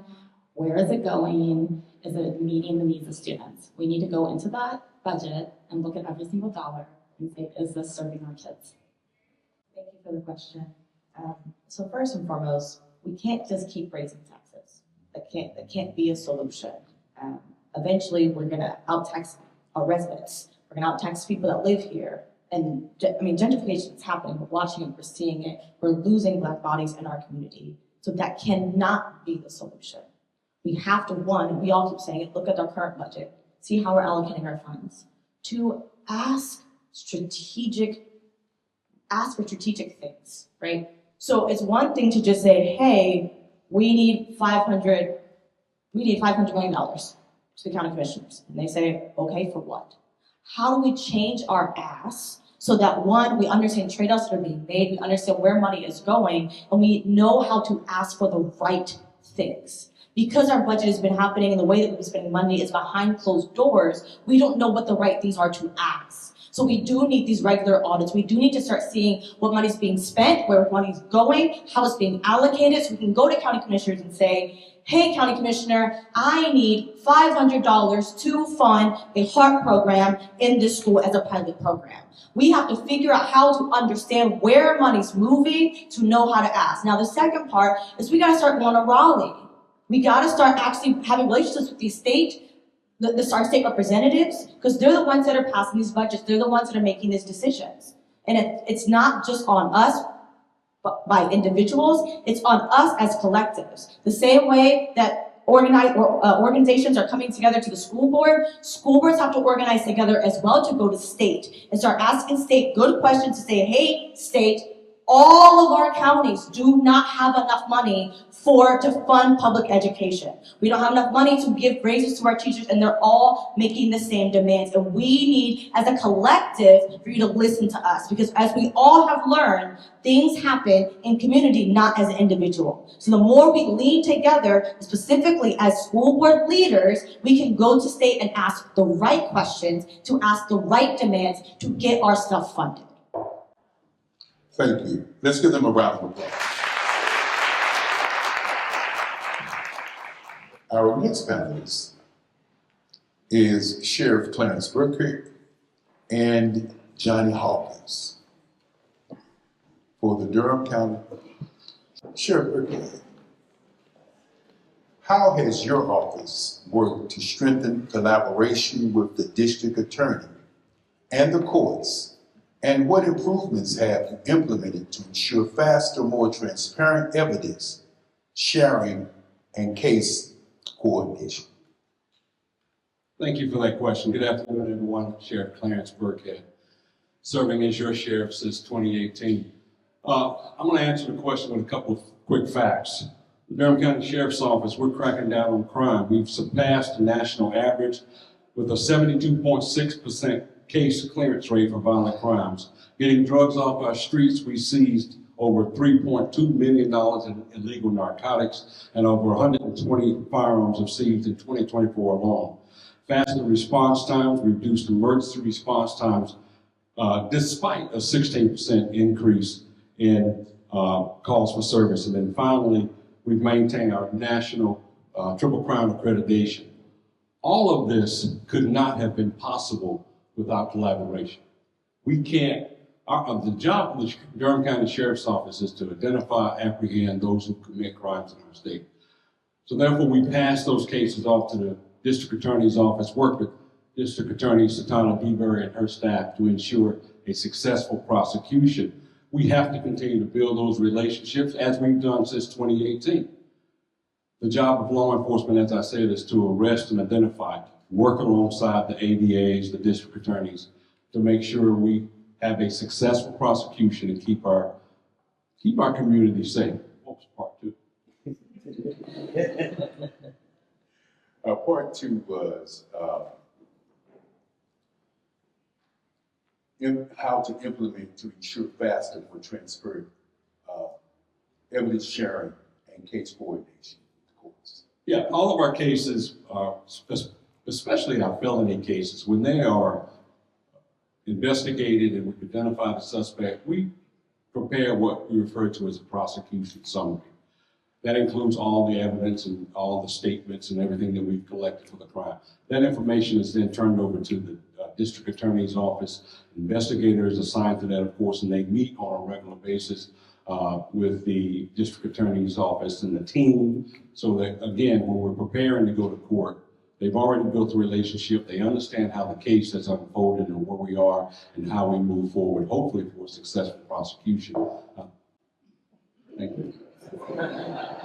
If elected, how would you improve communications and coordination between the sheriff's office, the district attorney, and the courts to promote justice? First and foremost, there must be real dialogue. And people's perception in Durham is that those things do not occur in regard to collaboration.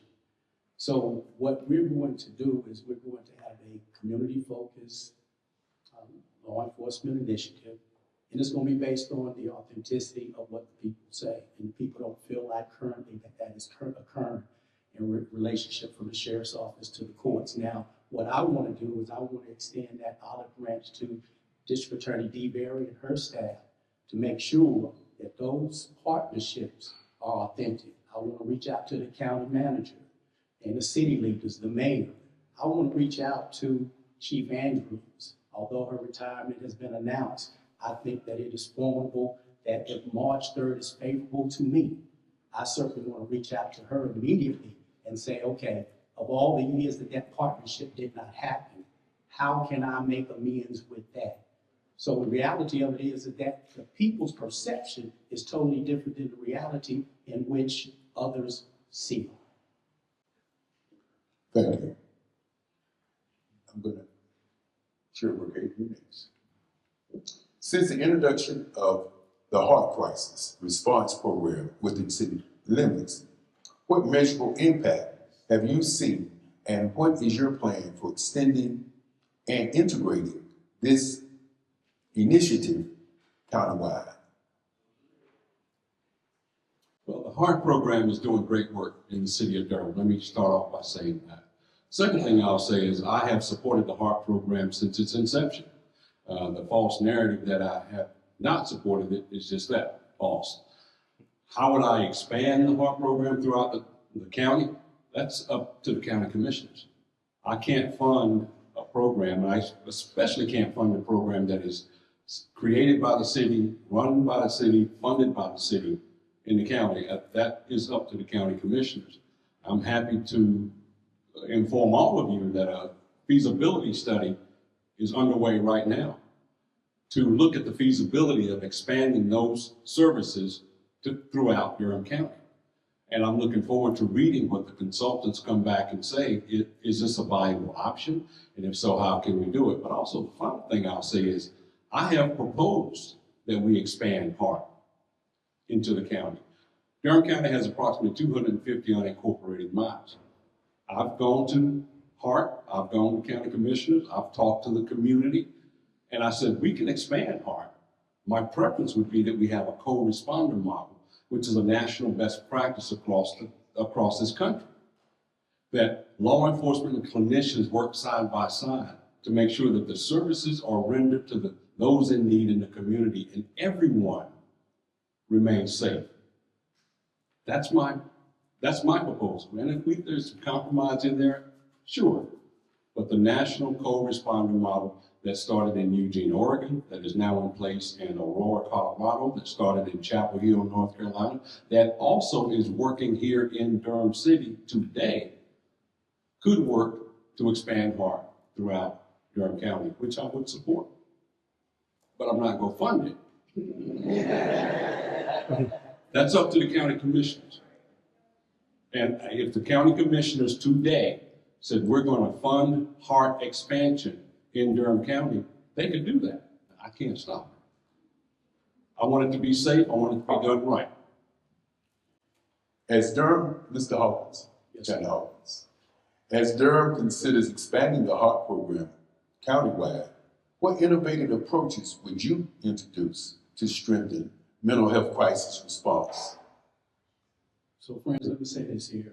I am a proponent of the co-responder model. I had an opportunity to serve with the Durham County Sheriff's Office for 2 years as the Chief of Detention. And after that, I took my services to the Durham Housing Authority, and then ultimately Vance County called me back into service. When I was at Durham Housing Authority, that's when the scriptures of Ezekiel 37 was deposited in me. The valley of the dry bones. People are hopeless and they feel like they're cut off. When I went to Vance County, I partnered with a doctor up there and trying to get that model of co-responding to the Vance County Sheriff's Office and really the Vance County Detention Center more specifically. So I'm a proponent of the co-responder. So how do you address the mental health, the displacement, the destabilization, the youth, the lack of youth engagement? How do you do that? You get deputies, clinicians, social workers, peer support workers, which I've got the gentleman that I've been working with at Durham County. He followed me up at Vance County, sat me here today. So what I'm telling you is a real practical model that I have employed. And the city of Durham, we can sit back and we can say, okay, what if? What if we've had 7 years to incorporate these particular plans and haven't done it? It's time to move on. It's time to move forward and operate that option. Thank you. Sheriff Burkhead, how has your team approached coordination between the city and county 911 dispatch system? And what lessons have you learned about improving and unifying emergency communications? Okay. If I understood the question correctly, how do we cooperate now? Okay. Durham County Sheriff's Office has its own 911 center, and so does Durham City, the Durham Emergency Communications 911 Center. Right now, we are merged. We are merged in a sense of interoperability and connectivity. We did that back in the 90s, okay? So what that means is if a call is received and it should be transferred to the Durham County Sheriff's Office because it's outside of the city limits, the Durham City 911 Center can transfer that call to my 911 center, and vice versa. We can do the same thing if we get a call that should be handled by the city or the fire department or EMS. We can transfer that call for proper dispatch. We do that now. Again, I mentioned the feasibility study a moment ago. Part of that study is looking at the full measure, if I understand the charge correctly, the full measure of combining those systems. Again, I patiently await to see what the consultants come back as it relates to the feasibility of a full merger of those facilities. But right now, we work closely together. I'm happy to say that my 911 center is like 85% fully staffed. As I mentioned in my opening comments, we have reduced our response times despite an increase in calls for services. And here's the last thing I'll share with you. The Durham County Emergency Communications Center dispatches patrol, court services, transportation services, animal services to the tune of over 14,000 calls a year for animal services, okay? And we also dispatch and work alongside our neighboring partners in other counties. So we do more dispatch right now than just dispatching a patrol officer to a call. Thank you. Do you support unifying the city and county 911 system, and why? So let's look at my day. Not being the sheriff, there's certain data and information that I'm not privy to, but I'm always willing to sit down with friends and colleagues and sit and reason together. Let's talk about what that services look like. And as long as there are no interruptions in service in reference to the outlying county areas and the cover area of the sheriff's office, and that the training standards remain the same, and that there is a cohesiveness where we can partner together without interrupting times and responses, and most importantly, officer safety, I'm always willing to sit down and have conversation and dialogue. The thing that I have done well throughout my entire life is protect and unify.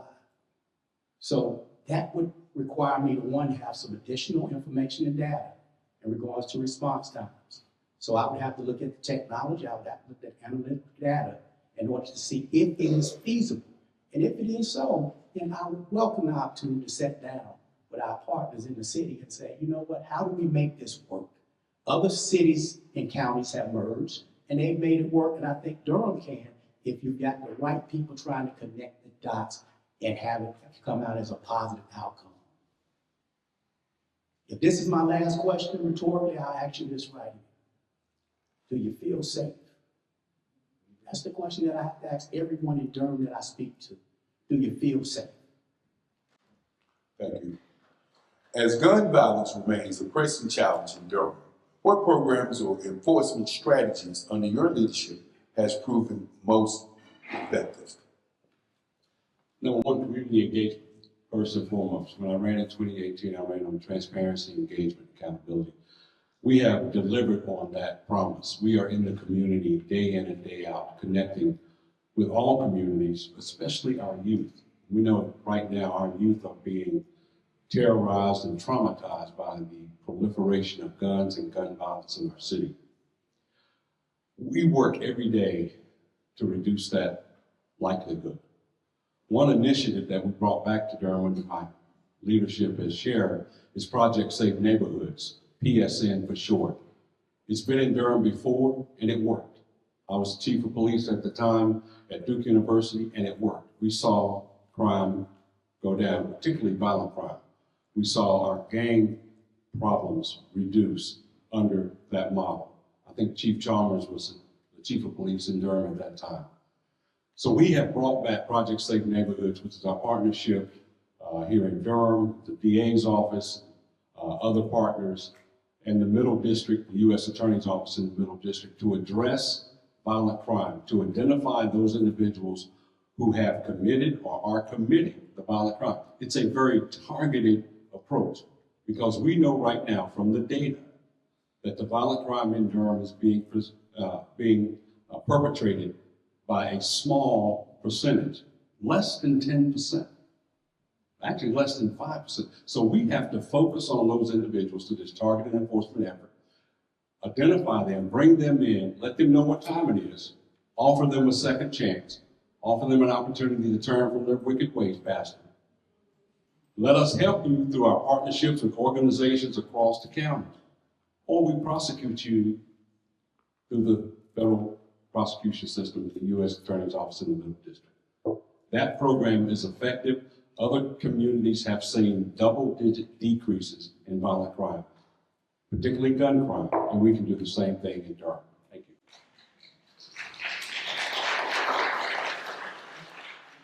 you. Gun violence prevention is a critical issue in Durham.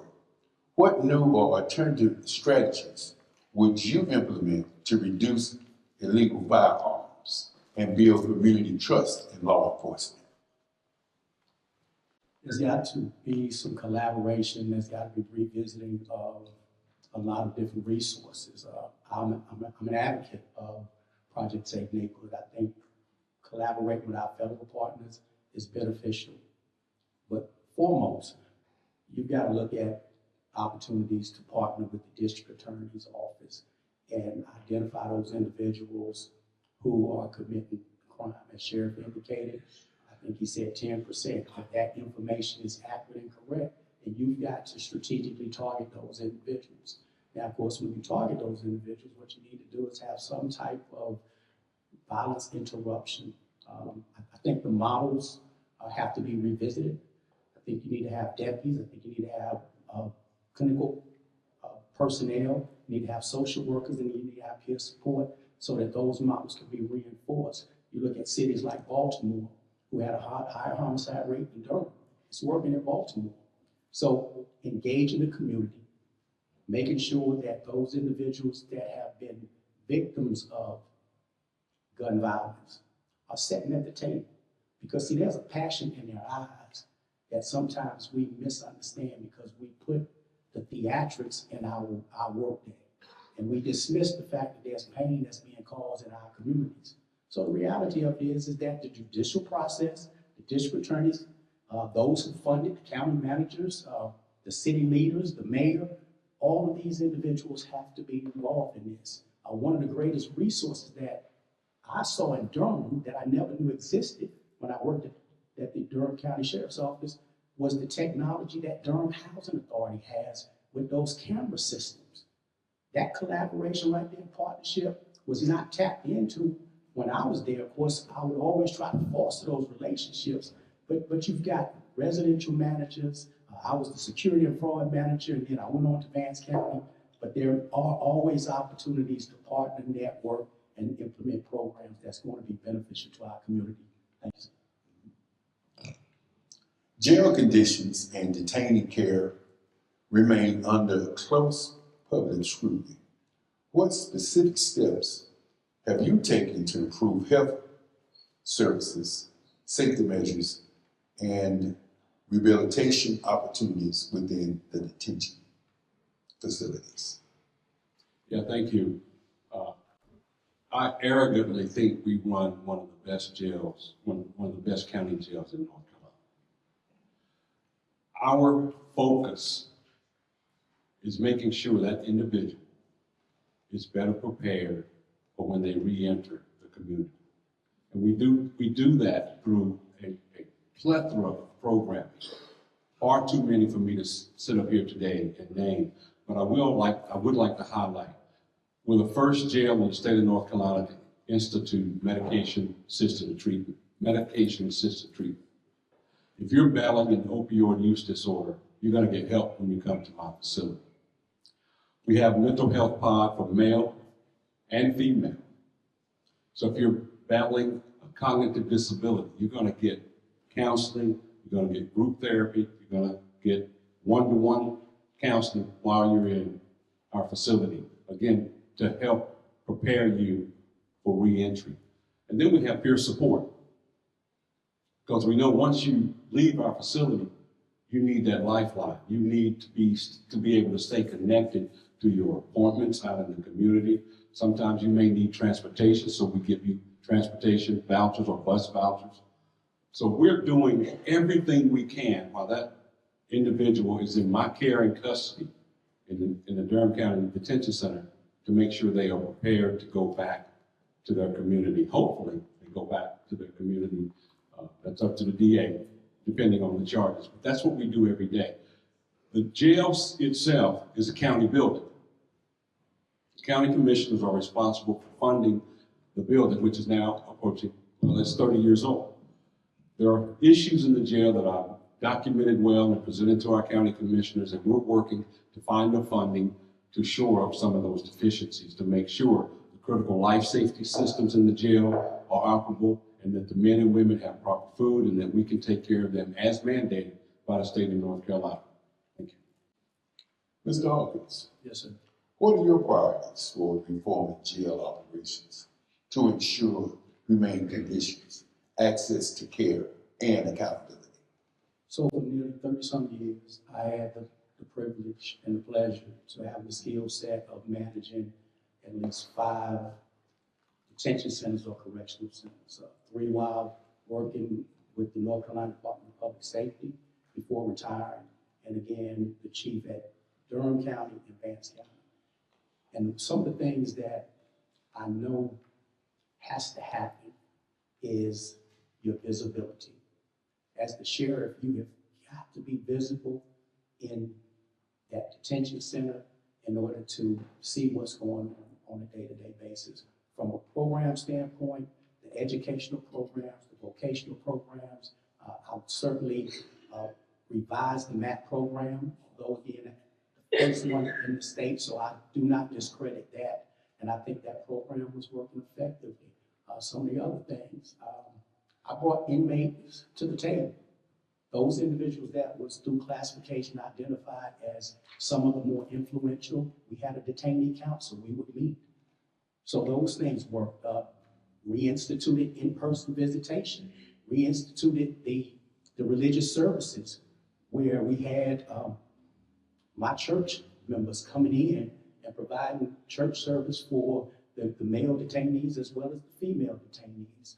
AA, NA, anything that's going to allow individuals to break that cycle of dependency is going to help. The peer support, but I would strengthen that by also looking at heart, bringing heart into not only just the detention center in our communities, but also in the school systems. When you don't have SROs, you need some clinical individuals to go in there, because there's a young lady named Ava that attended one of my community meetings. And Ava said in her question, I don't feel safe at school. I asked her, did she have an SRO? She said no. So how do you plug the gaps when we're going to face even more staffing deficiencies? Thank you. Sheriff Brigade, what is the Durham County Sheriff's Office working relationship with ICE? And is that cooperation required by federal mandate or based on local policy? Did you say ICE? We don't have a working relationship with ICE. Never have, never will. I made that very clear in 2018, that we're not going to serve these false documents they call detainers. They're not arrest warrants. At the very best, they're federal documents, which I don't have the authority to serve. So we have no relationship with ICE. What's further making me scared, is that we have zero relationship with Customs Border Patrol. Because these are the thugs, these are the individuals terrorizing neighborhoods all across this country and did so right here in Durham. As the sheriff, the chief law enforcement officer in the county, we were not notified they were coming. We were not notified of their plans of action. And we certainly were not called to assist them, which we would have declined, when they were running around Durham, terrorizing our community. What we just saw play out in Minneapolis, we predicted 18 months ago. We predicted this was going to happen because they're hiring individuals, as I think someone said it earlier, who are untrained, throwing money at them, and so go do what you do, whatever that is. I've met with the leaders of ICE in DC at the highest administration level. I used the term scared a moment ago. When I left that meeting, I was more afraid of what was going to happen in our communities, and it's playing out. It's playing out right now. Because they told us what they were going to do. They told us that they were coming in, they were going to arrest 1,300 to 1,500 individuals per day across this country. They have quotas. And so I don't have a relationship with, I wish I did. So I could tell them to stay out of my account. So I could tell them when they break the law in their account, they're going to be held accountable. But they refused to talk to me. And when they did sit down and talk to me, I have to give them credit. They sat down with me one time after the law was passed requiring us to make additional notifications and hold an individual for 48 hours. They asked me, could I hold them longer than 48 hours? They asked an elected constitutional officer of the state of North Carolina to break the law. Y'all know what I said? I said no. Thank you.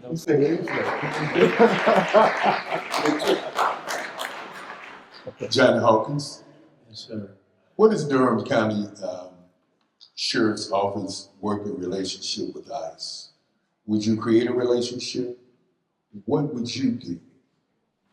So House Bill 318, the Criminal Aliens Illegal Enforcement Act, is in fact criminal itself. That's the truth. So there would be no relationship other than the requirement of the 48 hours. And then, of course, there would be constant communication with the judicial partners in regards to the retention.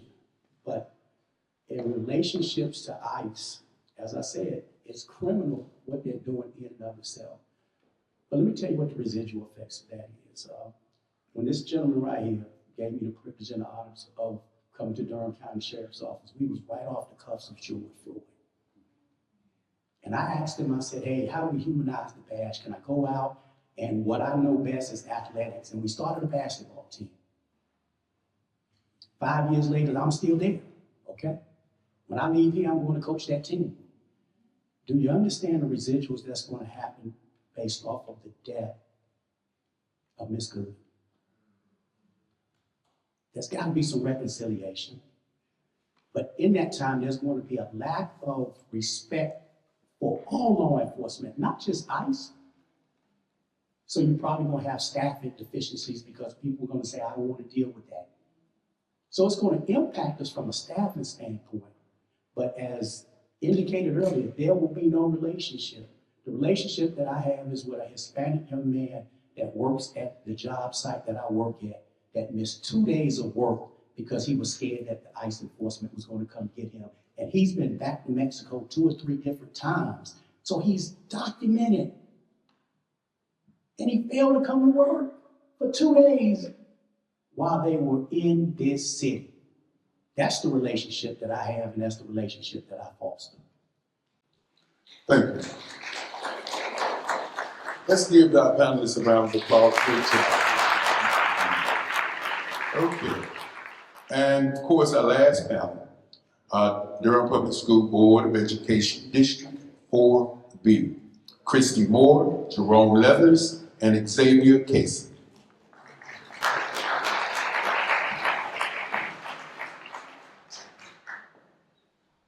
Christy Moore. Yes. From your perspective, what are the 3 most pressing challenges Durham Public School faces today? And what strategic actions do you plan to take in addressing each one? Well, thank you all for being here, and thank you for waiting for this final session. I am Christy Moore, running for School Board District 4. First of all, transparency is a huge issue in Durham Public Schools. It is not an option, it's a responsibility that we are transparent with our budget, how our money is spent, where we're wasting money, where we need to allocate our money, our school allocations, and it needs to be in a format that everyone can understand, not just the people sitting in the finance seats. We have to make sure that every person in Durham County understands how our budget is spent. And my second one is families as partners. We are losing our students, we are losing our families because trust has not been sustained. We are making sure we have to build up our trust between our parents. We need to get our parents' input about what they want to see in our classrooms and how we can make sure that we show respect to our parents and that they are welcome into our schools. And our third one is student engagement. We have to make sure we engage our students. Who better else to ask what they need? Who better ask to what they want to see in their classrooms? How do they learn? How do they think that we can give them the best services? So we have to make sure that we're engaging our students on every level. There are always ways to do it. I was a preschool teacher. I would ask my kids, what do you want to learn? How do you feel about school? And they need to be safe in our schools. There is no reason that a child should feel like they have to miss school because ICE is here. We have to protect our children. We have to make sure that we're working with everyone to ensure that that protection is happening. There's no reason a child should feel like they have to bring a weapon to school to stay safe. So we have to build those relationships with our staff and our administration to make sure that they know they are part of our culture. Thank you. Thank you. Second question. Thank you. Thank you, NAACP, also Pastor Washington for this opportunity to be heard. And so my 3 most important issues, I think, is going to ultimately affect student outcome. And so these are the things that get in the way before our students even get in the classroom. It's just we simply don't have confidence in Durham Public Schools anymore. And as a veteran of 28 years, been here in Durham for over 25 years, that's something that I sit back and I contemplate a lot. How do we lose this confidence? Being the #1 school agent for this county, now we're going to a second option. We're the second option. And so here are the things that we need to do to increase that confidence. We have to be more transparent. All right, we have to let our community know what we're doing at each and every point of the way. We can't spend money and not expect to be accountable for spending that money. I look at our transportation system right now. Our transportation system is unreliable. Just put it where it is. We have little babies getting lost on the bus in the morning time. We have little babies getting lost before it's time to pick them up in the afternoon. They haven't approached their bus stop. But then also the effect to that is we have older children waiting on their campuses 5, 6, and sometimes 7 o'clock in the evening because we have to find that little child that has been left on that bus. We have to do a better job. We can do a better job. We have done a better job. And so winning that confidence back with our community is most important. And I mentioned transportation and well, improving transportation. But the last thing is our operations have to improve. We have to improve those. And as a board member, I support policies to improve our operations. Thank you. Xavier Kasich, also running for District 4. My three top priorities would be, or challenges that I see, also starting off with budget transparency. The second one would be teacher retention as well as bringing up enrollment. And the third area is student well-being. For the first one, budget transparency, when I was on the school board 2016 through 2020, in 2017, we actually did that. We actually had created a panel, a budget committee that actually included community members, it included staff members. Once we got and it was working. Once we got a new superintendent in 2018 with the new strategic plan, it kind of went by the wayside. I would love to see that come back. As far as our teacher recruitment and enrollment, one of the things I've been doing for the last 5 years when I left the board was community schools, not communities in schools. This is different. Community schools is a very cost-effective strategy to bring one individual, a trained individual, into a school building and do a needs assessment with all the things that the school needs, not just hearing from the leaders of that school, but actually surveying the parents, the community members, and the teachers that are there. And what we found out during community schools there was not only the teacher, and I took a job in 2020, at the height of the pandemic, not only did they retain students, but they retained the teachers. The teacher retention actually went up. Teachers stayed more because they felt like they were part of the solution. The parents felt like they were part of the solution. I think that was a knock. Was that a knock? Oh, okay, good. All right, so it was working. And on the area of, talk about the budget, did I talk about that? Okay, retention, that knock took me off. Thank you. Saved by the bell. Okay. All right. Next question. How have you cultivated open, respectful dialogue among colleagues in past leadership roles? And what principles should guide how board members communicate with one another and with district personnel? Thank you for that question. As an organizer, I've been an organizer in the local, state, and national level.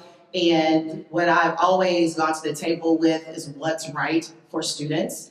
And when you go to the table with what's right for students and you can find a common ground, even when you're talking to a Republican that you know does not believe the same thing you believe, but if you can find that common thread and have a conversation with that common thread, that's the best way to find some common ground to build upon. It's okay to disagree. Disagreement is how you grow. Disagreement is how you make things happen. But you have to have that conversation. As a board, I think that we need training on leadership and what does it mean to be a board leader? And how do you go out into your community and have those critical conversations and not take offense to those conversations? Yes, we are elected officials and we were responsible to you, those people who are elected us. Yes, I'll be District 4 maybe, but that means I still am responsible for every child in Durham Public Schools, not just District 4. And so we have to be able to have conversations among ourselves as a school board. And yes, we may disagree, but how do we find that common thread, build upon that thread, and involve our community as a whole? Thank you. So, as I work and as I work with people, groups, different organizations, it's all about family for me. There's no way I can operate without that family atmosphere. And I sort of relate that to my brother and I. We'll get in a fight, an argument. 2 days later, we're back together. A lot of times we may disagree on a lot of things, right? Because we're like oil and water. But guess what? Try to mess with one of us and see what the other one would do. And those are the type of things and the relationships that I would like to have with my board members. We're going to disagree, absolutely. But the disagreement is going to cause better decisions amongst us. Because when we go out, they're going to say it's the board's decision that made that decision. Not Jerome, not anyone else, but the board's decision. And so I learned to understand people, and it's not just about me. It's about the people that I'm serving with. And so I think that's one of the keys that I would use in any other situation is understanding the people that I'm working with and so that they can understand me better so that we can work in a harmonious way, meaning it's okay to disagree, but we're going to come back together and work as hard as we can. So I think when you're on a board of many people trying to find the same solutions to the same problems, it's really easy for isolation to creep in, to believe that what you think and what you know is the way it has to go. For 2.5 years, I was co-chair of Durham Safety and Wellness Task Force. It's the only task force that I'm aware of that had to answer to the Board of County Commissioners, the Board of Education, and the City Council. Now, amongst those groups, they didn't all agree on everything. And then we had 15 members of our task force that had several ways of coming to solutions. So what was really important to us moving forward with that type of situation was to make sure that what we talked about was what the community was talking about. So we spent 2.5 years talking, or 2 years talking to the community and finding out what they were thinking about the issues. And then that last half year, we analyzed it with researchers and we created a report. The idea is if you are not just talking about what you're thinking, if you are informed by the community, if everybody on that board is community informed, we're going to find ourselves with community solutions. Next question. How can DPS navigate the growth tension between legislative demands for parental oversight and the need to protect students' rights and teachers' autonomy? Well, first of all, we have to, like I said before, we have to engage our parents. Parents want to be part of their child's education. I'm a parent myself of one who's graduated from Durham Public Schools and gone on to college, as well as a current child who is in a middle school. And I just want to be part of her education, right? And so if we have conversations, have community forums, I want us to have at least 6 community forums a year in Durham so we can hear from our parents in our community to understand and make sure we're doing the right things. We have to create policies as a board to keep our students' information safe, and so that we can make sure that our teachers have autonomy in our classrooms, because our educators are the professionals. I'm a former DPS teacher myself, and so I know what it feels like not to feel like you have autonomy in your classroom and what you're teaching and teaching to your children that you know better than anyone else. And so as long as we're engaging our parents, as a teacher, I always have my parents in my classroom so they can understand what we're teaching, how we're meeting their child's needs. And so we can navigate that and make sure that as a board, we are welcoming to our community, welcoming to our parents, and that they don't feel like they're just part of a process and just get up to say something and we're not listening to them. We have to be intentional about listening to our parents because they know their children, they're sending their children to us to keep them safe and to teach them. Yeah, ditto, absolutely. I think that parental engagement is important. We have to treat them as important people. And it's not just because that's a process that we have to go through, but that's just something we need to do. A lot of times, and I think the elementary school level and the middle school level as a high school principal for doing what they've done in the past, because by the time you get to me, the parents have worked some of their kinks out, right? But then you also have parents who come in just the way they are, and that's not threatening to me. They're coming in the way they are because their most prized possession is right there on their hip. And Mr. Leathers, what can you do? So as a school board member, I have the same approach and same attack. It's not personal for me. Tell me where your feelings are. Let me know where I can get in. Let me help you understand as well so that we can have a relationship that's going to last for the duration of your student that's with Durham Public Schools. With respect to the state's attempt to legislate relationships, I was a band director, particularly at the middle school and high school levels. I was the only teacher in the building who had monthly meetings with my parents. It was something that I never had to guess what my parents thought about what we were doing, what they needed. It really is about communication. If the intent of that law is to make communication better, I don't think they went about it the right way. It's absolutely the wrong way. I think these are local issues. These are local values that need to be respected. Next question. With families increasingly choosing charter schools, how do you believe DPS can restore public confidence and maintain strong community ties? First, we have to make sure, again, we're being transparent about our money, what money is coming in, what money is going out, how we're using that money, how is our money allotted, where was there waste before? Let's be honest, let's be open, so we can build that trust back, right? We also have to make sure that we are engaging our community on a regular basis, that we are making sure that we're hearing from our community, we understand what our community needs. We need to know why our parents are leaving us. Why do they feel like we're not doing our part in Durham Public Schools? Why do they feel like a charter school is better? And having those forums will help us do that. We know the parents that are left us. Why are we not communicating them? Why are we not talking to them and say, hey, we want to have a forum just with parents who have left DPS to understand where we're missing the mark and what can we do to get you back. We also have to have a strategic communication plan about what's going right in Durham Public Schools. I don't think we're doing a great job with that. We have the Sparks newsletter that does a good job, but we can do so much better because there's so many amazing things that's going on in every single school in Durham Public Schools, and we just have not gotten our story out, and we're allowing the communities outside of Durham to tell our story, right? We have to engage with the businesses. The businesses are coming here because Durham Public Schools is amazing, right? And so why are they seeing that the parents are sending their children to different places? So let's bring them in. Let's partner with our businesses. They can host the meetings if they would like, but we need to really be intentional and strategic about engaging our community and our parents. Personally, I feel that there's some unfair treatment between charter schools and public schools, and I'm going to say that. Our students leave and the dollars go with them. But the thing that the charter school has that the public school doesn't have is we have to educate every child. We can't put them out.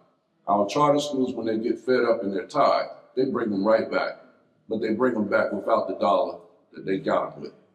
So we have to address that, number one. Number two, our parents that are choosing charter schools, I know why.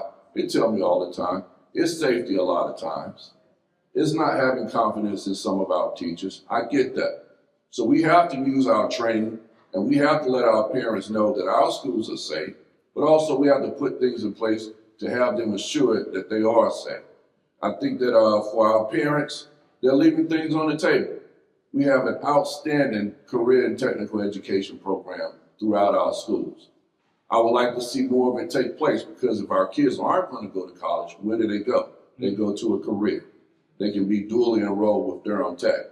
Or if not, let's talk about the military. The military is an option for me because I'd rather see the military as opposed to them behind bars or behind a sliding door, and they have to be there for a while. So yes, charter schools are a thing, but there are things that we can do to improve our confidence with our community in Durham Public Schools because I think we're hitting it. We just have to figure out some things to tweak. So I mentioned earlier about my work with the Community Schools Initiative in Durham for 5 years. The community schools were brought into Durham by the Durham Association of Educators as a response to charters to say we can actually do this ourselves within the district. And so many of the issues that we did in community schools addressed the facts, the reasons that I believe in talking to parents who have left DPS actually went to charter schools. A part of that was not feeling connected. And again, when I was on a school advisory committee when I was a teacher at Hillside, we had a standard 12 people. In our community schools, we would have as many as 60 people, including many parents and many educators working in the building. Everybody felt like they had a voice. A parent that feels like they have a voice in the outcomes for their child tends to stay in the public schools. I am encouraged by DPS's current initiative to partner as far as planning for enrollment, partnering with the county and city planners so that the DPS is not tackling that alone. DPS is working with the city and with the county, and I want to inject some more fuel into that for things that I've learned in community schools. Between fiscal year 2016 and 2017 and fiscal year 2025 and 2026, Durham County's funding for Durham Public Schools increased from $128 million to $224.5 million. nearly $100 million increase, funded primarily through sales and property taxes. Given the limits of local revenue, what actions should be taken at the state level to ensure sustainable funding without placing additional burdens on Durham's taxpayers? Thank you for that question. Well, we have to work as a community. We have amazing organizers here in Durham. We have amazing organized groups of parents, educators, everyone, and we need to work together to make sure that we are going to the state legislature and having those conversations, having those tough conversations. But we also have to be strategic in what we're asking for. We can't just go in there empty-handed and say, please fund this because we need it and we want it. We have to know specifics of what we need, how we need to use that money to make sure that our schools have what they need for our students. We have to go in there and have critical conversations with our legislators, and parents have to go in there and have those conversations as well. It can't just be the board, it has to also be the parents. And we have to work as a whole North Carolina, not just Durham. We have to get with Wake, we have to get with our surrounding counties, Orange, Chappaqua, Carrboro. We need to go in there as a full force and have those conversations and say, hey, that lottery money that you're not putting in there needs to go in there. It says education lottery. It doesn't say in your pocket lottery. We need that money in our schools. We need a budget that is passed for our schools, for our educators to get the funds they need to live their lives and not have to decide if they're going to pay health insurance or get groceries this week. We need to make sure that they are going, not just here in North Carolina, but are they going to Congress and putting that heat on them as well? Are they having those conversations? Because that is what we elect them to do, to go have those critical conversations. We have to be in rooms where we know that people are not going to agree with us. I've done that before as a state, local, and national organizer for education. I have been in those rooms. I've had those tough conversations. But until we look at that budget, know exactly what we need, and stop asking our county all the time. Our county commissioners are phenomenal. They do exactly what we try to get them to do and ask them to do as much as they possibly can. But their budget is getting tighter and tighter and tighter. So we have to put that hard pressure. We have to engage our parents. We have to engage our students. Our students need to go and understand what it's like to fight for something that you need. That's what we need to do. Good. I think just plain and simple, the state need to let the budget go. They need to have the money to come back to these places where it's needed. Anytime you have a cut, we know the people that it's going to affect. It's going to affect our brown and our black young people, our unfortunate people, right?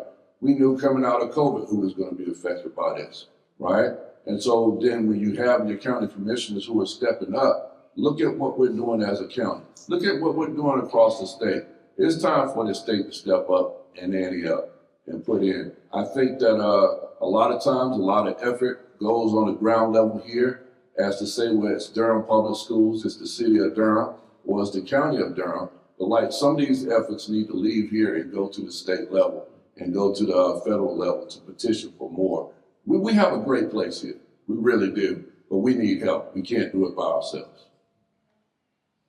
Absolutely. Ditto to everything that I've heard. And we absolutely can't do it by ourselves. I was on that board for the first part of the timeline that you talked about. And I recall how that increase was coming from two directions. One, as we've been saying, the state was starting to pull back on funding. But also we were hearing from our staff. We were hearing from our families. We were hearing from the community about some needs. And we were trying to address those needs at those times. And the county commissioners have continued to go above and beyond.